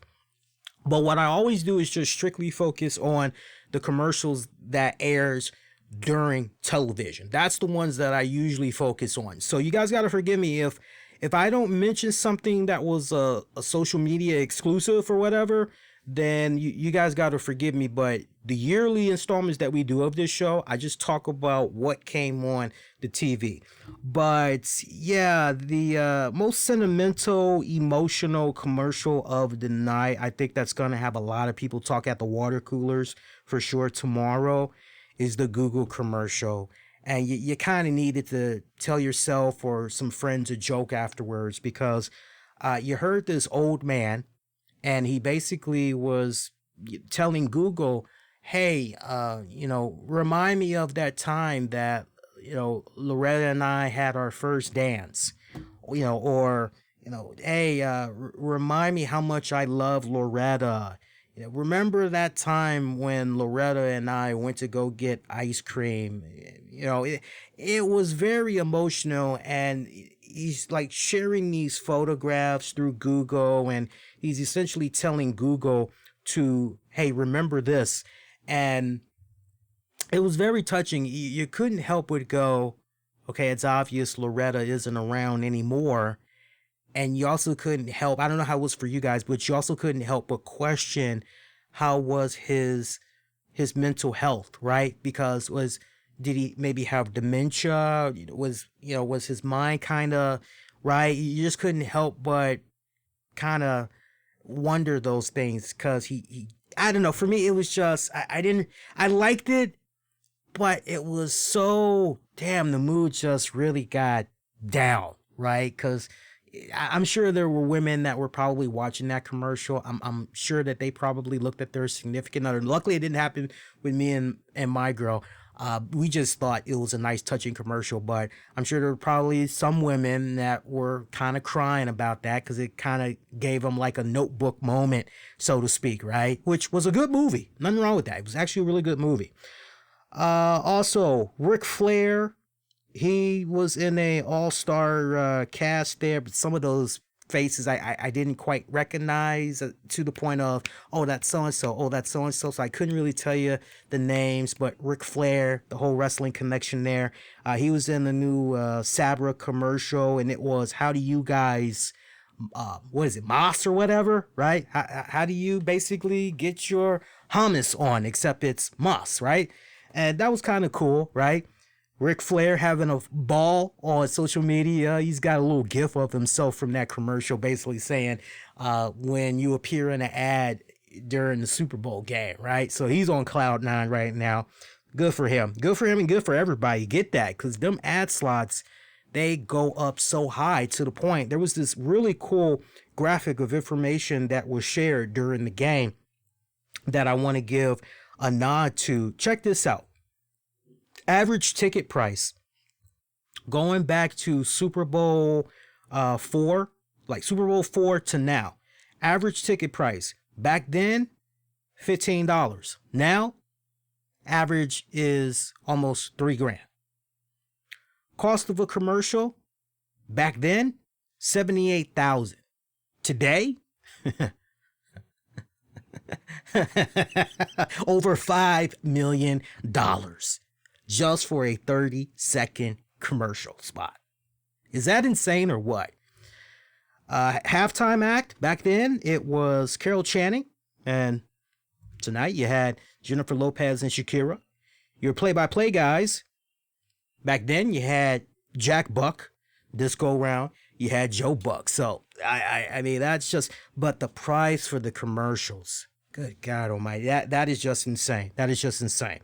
Let's see. You had a Verizon commercial, a couple of Verizon commercials that were basically hyping up, even T-Mobile as well. They were all hyping up 5G. 5G, next big thing, 5G, 5G, 5G, 5G, 5G. And you got people that's going, oh, damn, I don't want to be left in the dark. I got to have 5G too. Look, if you got the latest phone that's out there on the market and you ain't got the 5G yet, just wait a couple of years, year or two, you're going to have 5G eventually. It should automatically roll over. You should be good to go. It ain't the end of the world. You're going to be okay. You ain't missing nothing. All right? Just pump the brakes. Be cool, my babies. You're going to be all right. But nice little commercials from there. LeBron James was in a new Hummer EV commercial, and that Hummer looks pretty damn good, man. It's got 1,000 horsepower. It's an electric vehicle. It has over 11,000 pounds-feet of wheel torque. Looks pretty damn good. It was actually a really cool commercial. I wish they would have emphasized more on the vehicle than focusing so much on how things would be without sound. Yeah, that kind of was a little bit lost in the translation there. Pop-Tarts, they introduced their new pretzels, Pop-Tart pretzels. So they had a very flamboyant guy. Not that his sexual preference means anything. I don't give a fuck. Nation doesn't give a fuck. But I just kind of felt that was a bit not degrading, but I kind of felt it was okay. So we want to talk about pop and we want to talk about tarts. And so we're going to have a gay guy, a flamboyant gay guy who's totally out promote Pop-Tarts. I as a heterosexual guy, that just kind of rubbed me the wrong way, that would be no different than, we're going to get a black guy to talk about chocolate milk, right? And talk about Cocoa Puffs, and talk about fried chicken and talk about watermelon. It's because I'm black? Like, what the fuck? So I didn't really particularly care for that one. Minions, they got a new movie that's going to be coming out later this summer. So that Minions franchise, they've been killing it. I'm telling you, especially at the Hallmarks, they make a killing off of those Minions. Sheesh, I'm telling you. St. Archer Gold Beer commercial, that kind of stood out just a little tiny bit. Nice, subtle, to the point. Had the guy whistling Guns N' Roses Patience there in the background as they were setting up the whole plug there for St. Archer Gold Beer. Not too shabby. Pepsi Zero Sugar commercial with Rihanna, Missy Elliott. That was an okay commercial. Weak commercial was Heinz. I didn't understand what the hell they were trying to execute here because they're showing me all of these different people. I'm trying to understand, what's going on with all of these people that they're showing me. They've got a Motown song of the Four Tops playing in the background. I'll be there. And, I'll be there. Whatever. I didn't get that one. The Bud Light commercial with Post Malone, I thought that was hilarious. Post Malone, he goes into the, I didn't forget about Olay, SJ. Olay, if you're saying that to remind me, it's actually on the list. Olay is on the list. I just haven't gotten to it yet. There was the, Heinz, Four Tops. That was a very weak commercial. I didn't particularly care for that one. I thought the execution of that one was pretty bad. I think what really would have been more cool, just from a marketing standpoint, okay, if you want to try to sell to me, which was the one burning image that was in my mind when that commercial went off, and they were talking about how, Heinz, pretty much, they've been there for you since 1950 or whatever the hell the year was.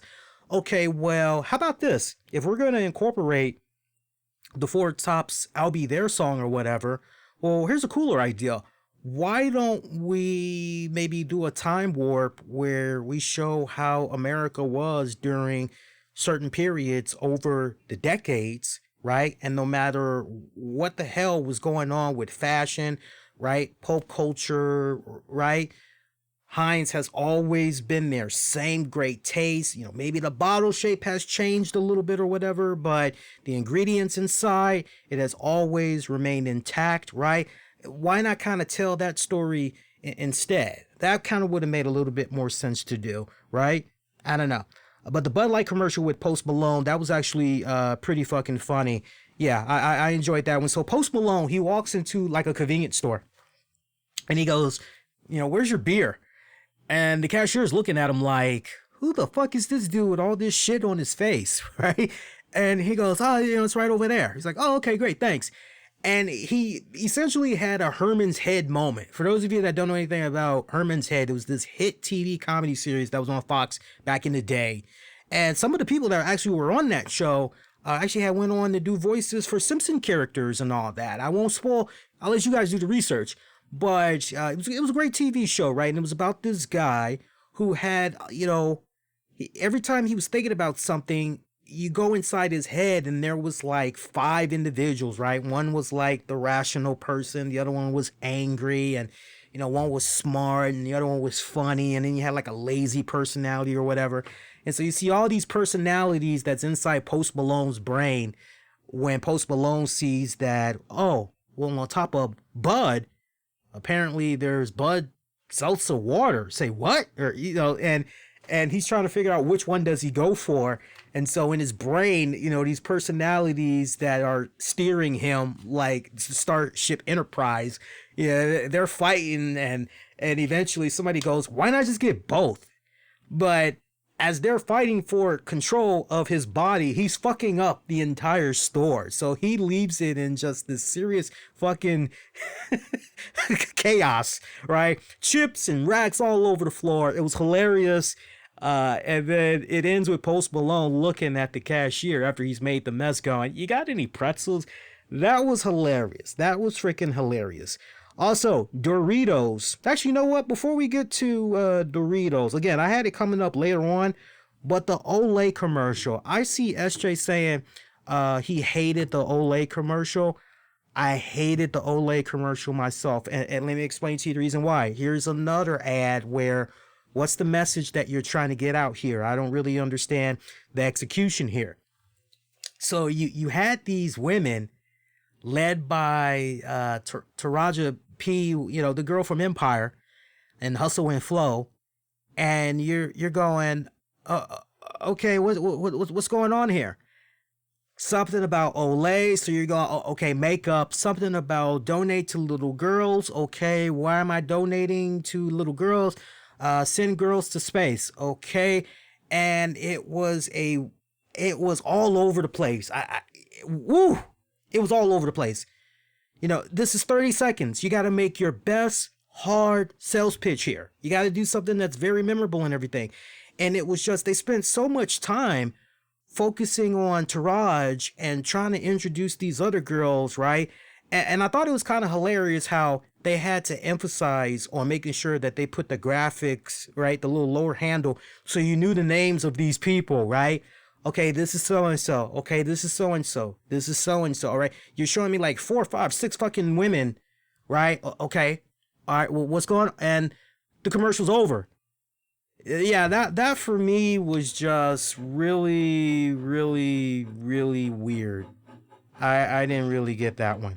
Yeah, I didn't really get that one. Reese's Take 5. That was a good commercial. You had a lady that was eating a Reese's, and an employee was going, what are you eating? And she told him, and he's like, what the heck is that? What's a Take 5? And she's like, you've been living under a rock.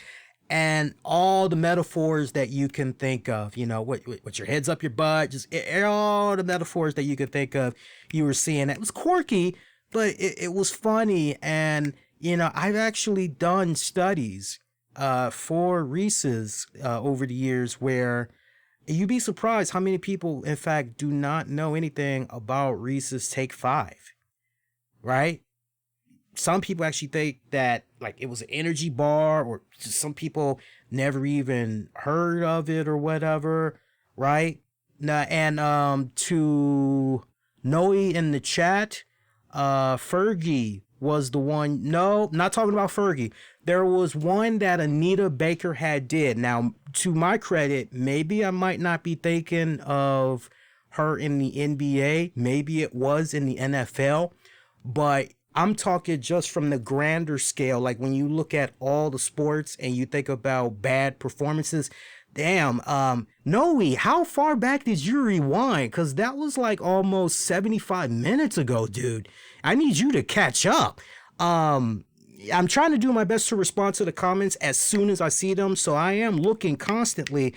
And I just saw in real time here that Noe posted the thing about Fergie. And Fergie, yeah, that was during the NBA, but I specifically said Anita Baker. There was a performance that Anita Baker had gave that was really bad. If you want to say maybe from the standpoint of Fergie also had a bad performance, yeah, we can give that nod as well.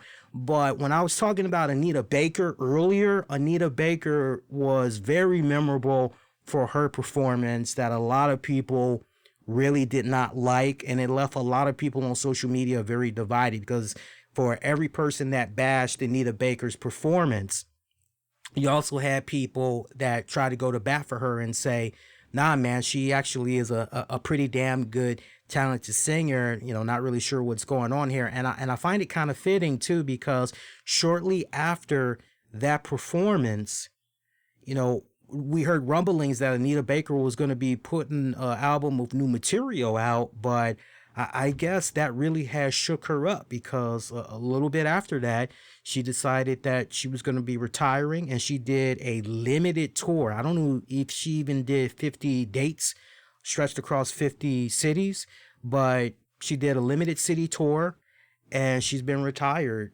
essentially ever since. So also, keep it going along here. See what else we got here.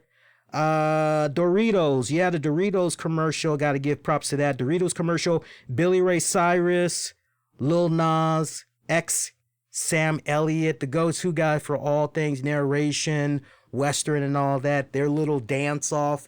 And for you guys, yeah, if you heard me say Billy Ray Cyrus, that was Billy Ray Cyrus at the end. Remember the guy that was playing the guitar and he said, "I'm not dancing"? That was Billy Ray Cyrus. That was a nice, funny ass commercial. I think that's probably going to have a lot of people that's going to be laughing as well. Let's see. You also had a Tide commercial, little cameo there as they were setting up the next Wonder Woman movie. That was a good little spot right there. Ellen and her Alexa commercial, her and her wife, they were getting ready to leave out. That's another commercial I think a lot of people are going to be talking about at the water coolers tomorrow. Ellen is waiting on his or her wife, husband, significant other, as they're getting ready to head out the door. And Ellen had said, "Hey, Alexa, can you lights or whatever?" And the question was brought up, wonder how it was before Alexa. And they went through this periodical period of how it was. Right. It was hilarious. I love that. That was a good little commercial right there. Michelob Ultra with Jimmy Fallon and John Cena. That was tight. I had a lot of laughs enjoying that one, seeing them working now. Jimmy Fallon throwing his weight out the damn window. They're rolling now. They're playing volleyball with girls. It looks like they were holding their own. Turns out they were jumping on trampolines the whole freaking time. That was funny. Speaking of John Cena, they showed his next movie, because we all know he's going to be in the next Fast and Furious 9. Can't wait to see how he does in that one. He has been on a roll as of late. I continue to wish him nothing but great success. And also, we had a Anquan Bolden spot that was all about inspiring change, tied into the NFL and everything. And he basically was recounting in the brief little bit of time that we saw this ad, he was talking about the fatal shooting of his cousin, Corey Jones. A very powerful ad. I felt that was right down to the point where it made you go, wait a minute, who is this person, Corey Jones? If that's a story that you did not follow whatsoever, it definitely had prompted you to do a Bing Google search, even after you were told through Bolden, what was going on with that. You still wanted to just go out of your way, do your own respected research a little bit more on that. Also, Mustang introducing the new Mach-E. Looks pretty damn good. Toyota Highlander, got to give them a nod as well. Marvel had a lot of fans dropping their mouths. Finally, we got to see a little bit of Marvel WandaVision. We also got to see some action from the upcoming Falcon and the Winter Soldier series. And we got just a bit of a teaser there of Tom Hiddleston as Loki. All of these series are going to be coming soon to Disney Plus. Now, we do know that with regards to Falcon and the Winter Soldier, that's going to be going down I want to say at the end of the summer. I believe it's supposed to be premiering August 2020. Here's the thing, though, with all of those shows.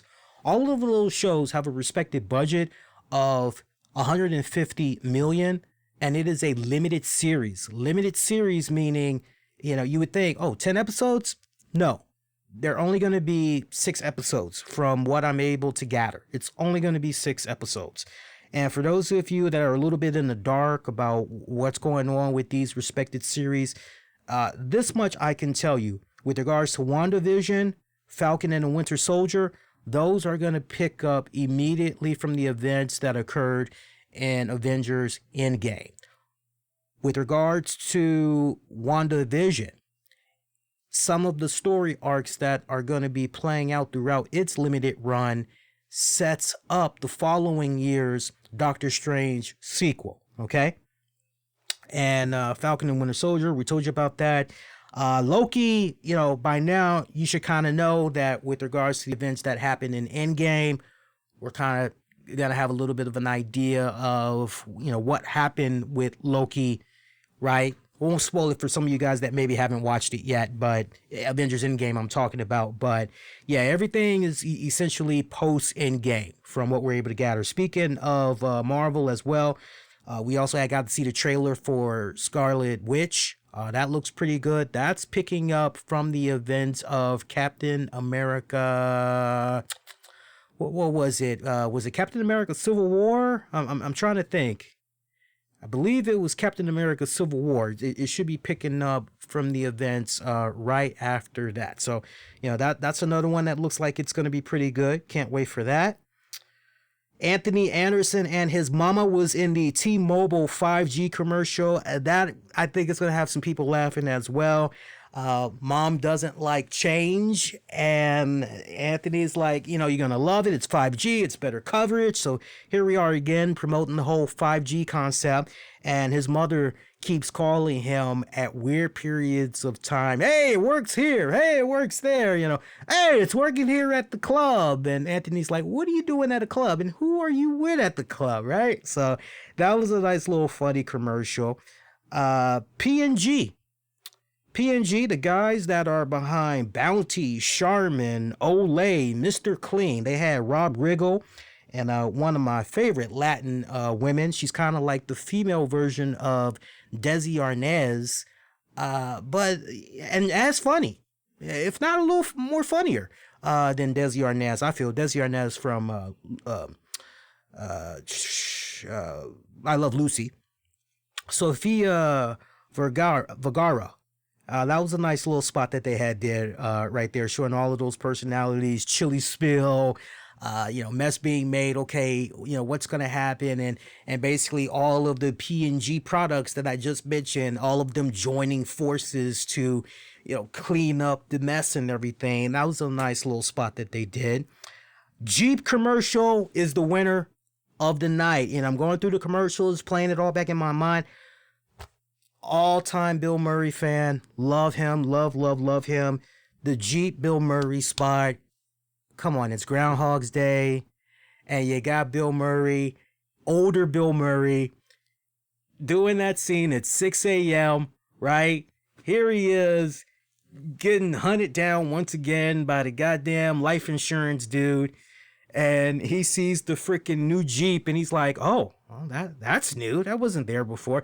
He goes, he kidnaps the groundhog, and they're skiing, and aren't they at a freaking bar, and he's hitting the gopher or whatever, and the beaver is just looking at him like, why are you whacking my friends? And Bill's just going, hey, it's nothing personal, it's just part of the game, right? That was all hilarious. I enjoyed that tremendously. That put the biggest smile on my face. Facebook, got to give them a nod as well. Facebook, they had the whole I Wanna Rock song from back in the 80s, hair metal days, playing in the background as they were showing you all of these different type of groups. You had a strongman group, you had a rocking chair group, you had a group that all they did was throw rocks and glasses, and I get it. I get what Facebook is trying to do, especially after all the controversy that had went down. I've actually done studies for Facebook over the years. Facebook has been trying very hard to not just repair their image, but they have also been trying to do their very best to earn back people's trust. You'd be surprised with the significant amount of people that, when the whole controversy went down with the data breach and all that, and Russians and Facebook and all that, there was a lot of people that just said, okay, I'm done with Facebook. There are a lot of people that are just done with Facebook itself, even as a business, but they'll do Messenger. They'll do Messenger just so they can privately chat with people, go face to face with them and everything like that. So I think it's pretty cool how now Facebook is trying to be like, hey, You know, if you're part of some cool little quirky group, like if you're a Walking Dead fan, hey, there's a group for that. I get what they're trying to do. I do. It's a nice little approach. I think that they're trying to do. I'll give them credit for that. Also, let's see here. We got a couple of more commercials here. Let's see. Audi. Can somebody explain to me what was going on with the Audi commercial? That Audi commercial was another one that was all over the place. So you have this cute little, sweet, innocent looking, short hair, brunette, white girl. She gets in her Audi, and I don't know, like, was she mad about something or whatever? Because all of a sudden she just breaks out into this Disney song, and she's driving, and then everybody else apparently could hear her singing as she's driving down the street, and they start singing or whatever, right? That just sucked balls completely. I didn't care for that commercial whatsoever. I thought what they were doing was like trying to set up some type of a new drug, right? You know, hey, if you're down, you know, this kid, I know I'm being silly, but no bull. I wasn't sure what the hell they were promoting. I was so lost. And then finally, when they were like, Audi, I'm going, so what, a car is going to take all away your anger or whatever? I don't know. I just felt that was a little bit all over the place. And also, pretty much putting the bookend on everything. 1-2 punch right here. Eli Manning. Eli Manning, we never saw him, but we did hear his voice. He said, hey, now that you have got done watching the Super Bowl, you watched me play my last game, you know, hey, after 30 weeks, the NFL is over. But what if I told you it doesn't have to be over? You know, what if you were to give one more Sunday to something, give another Sunday to a worthy cause? How about volunteering in your community, right? Paying it forward. And if you want to learn a little bit more information about that, giveonemoresunday.com. That's the website you can go to, sponsored in part by Verizon. Check that out. Another touching commercial I had liked, don't exactly like the price tag, but Nintendo had this really cool commercial where there was this girl that called her dad, who was at work, and it was obvious he was in some type of a corporate atmosphere or whatever. And she calls her dad, and she's like, Dad, I just got done beating blah, blah, blah, and I'm not really sure where to go next. It looked like she was either playing a Mario Brothers game or a Zelda game or whatever. And the dad is like, oh, great, hon. Okay, so remember, you know, where we were at? You know, we went to blah, blah, blah, blah, blah. Yeah. Well, you just go back there, hon. Like, okay, you gonna be able to play with me tonight? And I was like, yeah, for sure. And so it was nice that after the father came in and after a long, hard day's work, you know, there he is spending quality time with his kid and everything. And, you know, it was nice. I don't exactly know if, you know, when I do become a dad and just seeing how addicting video games can be, I don't exactly know if that's something I would constantly make as a focal point of bonding time with my kid, to each its own. But I like what they were essentially trying to say with regards to Nintendo. And I know Nintendo has been trying to do a really good job within the past 10, 15 years to say, hey, look, we see what Microsoft is doing. We see what Sony is doing, but, you know, we're really trying to be about bringing all the family and close friends, you know, and everybody together. And so the whole concept of the togetherness, something that you can do with people of all ages, I thought that was kind of cool, and how they executed and everything. That price got to go down a little bit more though, man. $300 for essentially something that looks like a PSP. Right? I mean, yeah, no thanks for that. Other than that, I mean, we knocked out all the commercials that aired tonight. I'm just looking over the list here. So again, worst commercials of the night. This gives you guys an opportunity to slide in a commercial maybe I didn't mention there. For me, the winners, the Jeep, Bill Murray. The Tide commercials, I thought those were pretty hysterical. I enjoyed those. I gotta give a nod to the Doritos commercial with Billy Ray Cyrus, Sam Elliott, Lil Nas X. I thought that was hilarious. Let's see. Again, I'm just going over my winners, just my winners. Oh my God, I can't believe I almost forgot about that. The MC Hammer Cheetos popcorn commercial. That one was actually hilarious as well. You got the guy eating the cheese popcorns. Let me tell you something. The fact that they had MC Hammer in there and he's like, you can't touch this, because they have the guy, he's eating the little cheese popcorn and everything, and he's at a gym and somebody needs a spot. And, he's basically like, dude, I can't help you. my fingers, right? Cheese on my fingers. You got MC Hammer just popping about out of nowhere. You can't touch this, right? And you show him at a baby's being born. He's at a hospital. A baby's being born. It's his kid. It's like, don't you want to touch your new kid? And he's like, I'm sorry, my hands. And you look at the baby. It's MC Hammer. You can't touch this, right? Let me tell you something, by the way. I had those Cheetos popcorn a couple of days ago. Take it from me. Them things are fucking good. I had the cheese flavored ones. Those things are good. I've had quite a few cheese popcorns over the years. As far as white cheddar popcorn goes, I think Utz has the best one. The best.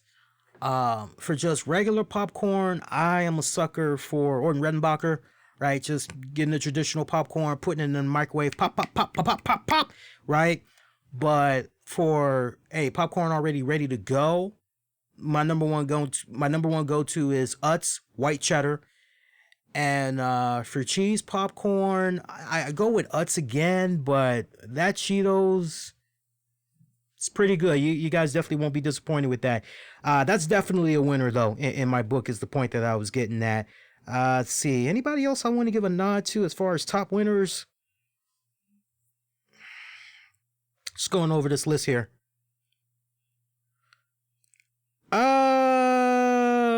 I think I'm looking at it. Yeah.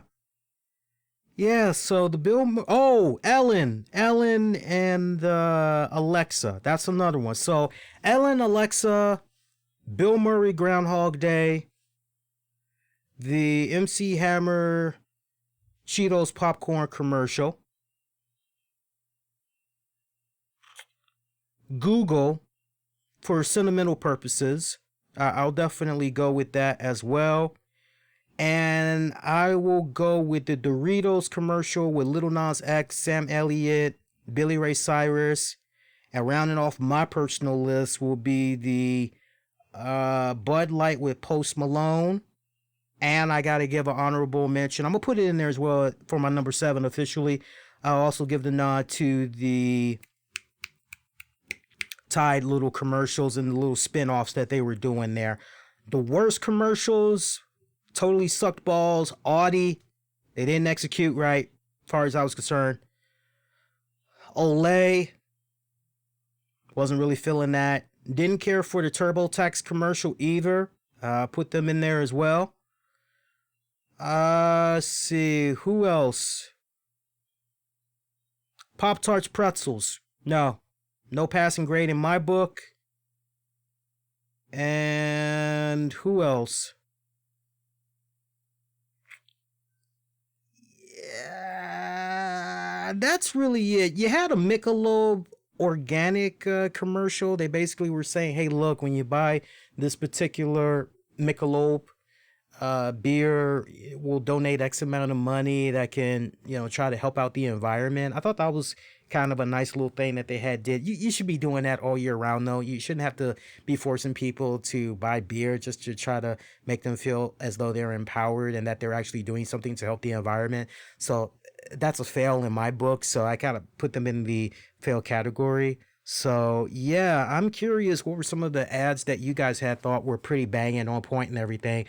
Sound off in the comments section when you guys get a chance. You got Philip saying that the MC Hammer commercial was hilarious. Yes, he said it was actually one of his favorites as well. And let's see, what else you got in there? One person that said they hated the Olay commercial. What else we got in there?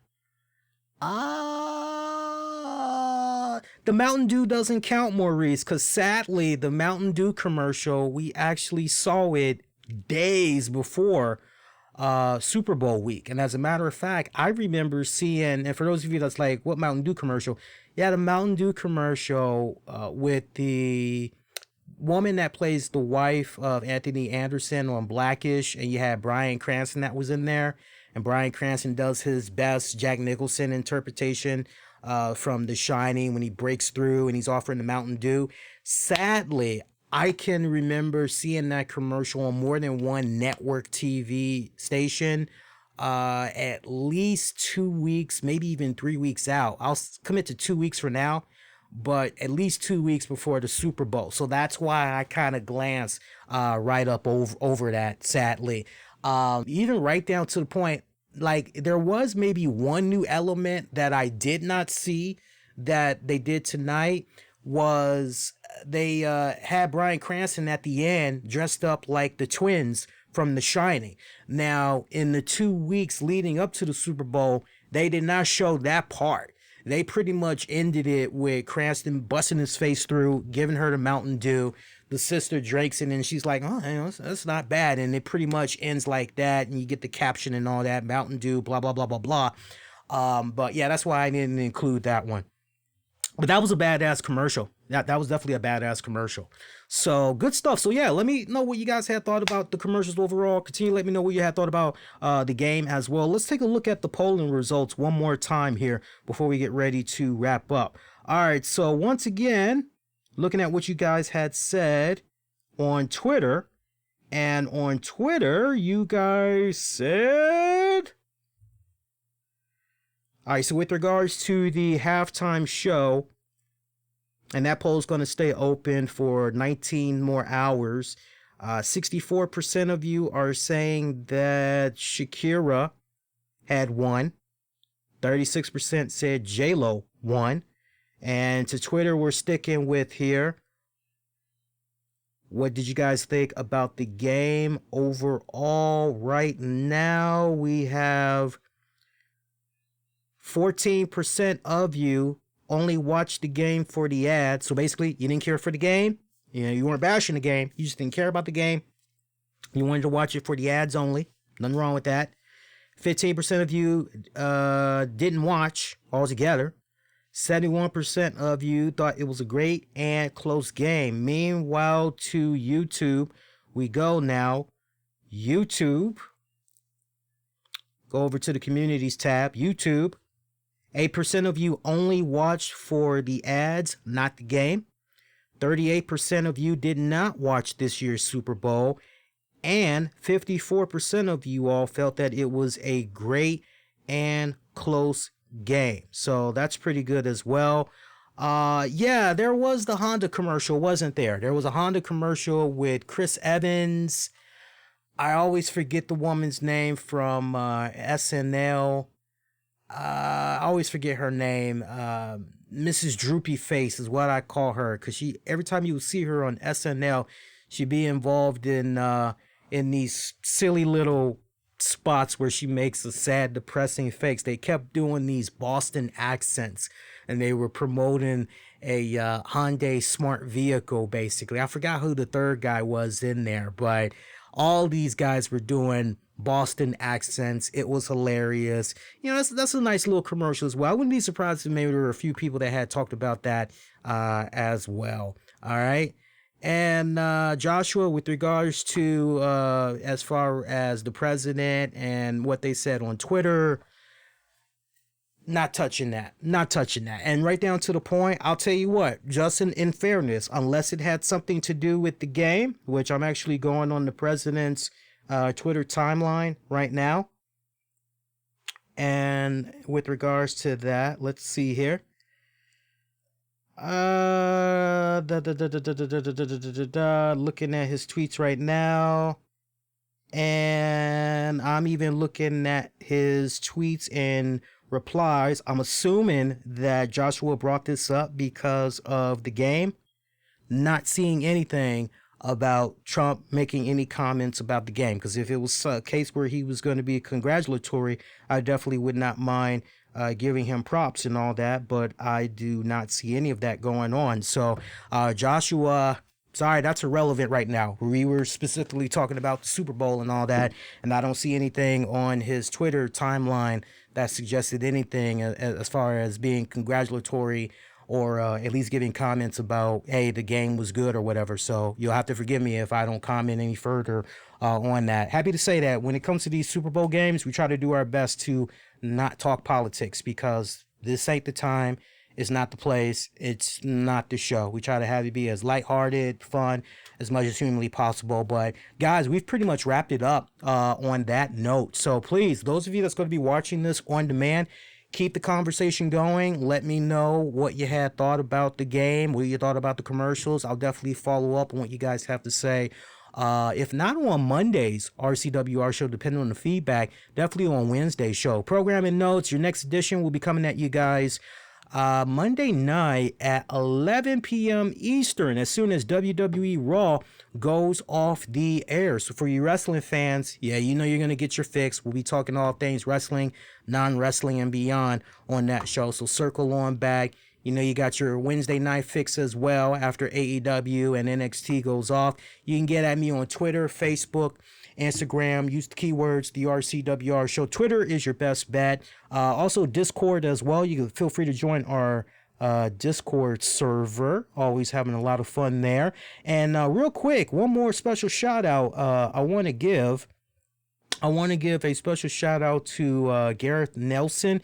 Gareth Nelson had actually designed a really cool artwork that we'll I don't know, we'll probably use it. I think we'll probably go ahead and use it for tonight. I'll probably try to see if I can PNG it or whatever, but he hit me up on Twitter and showed me a really cool Super Bowl design, little logo design that he did. So we'll try to see if we can somehow incorporate that into this Super Bowl edition of the RCWR show. And also, in case you guys don't know, we also have the seventh annual Slow Jamming with Lee special that's going to be premiering Valentine's Day night. Make sure you guys represent and check that out. That's going to be me playing some really nice old school slow jams, man, from all different types of eras and all that. It's going to be some good shit. All right, that's going to do it. Wishing all of y'all to be safe. Most importantly, be kind to one another. Enjoy the rest of the night. Very good night. Good morning.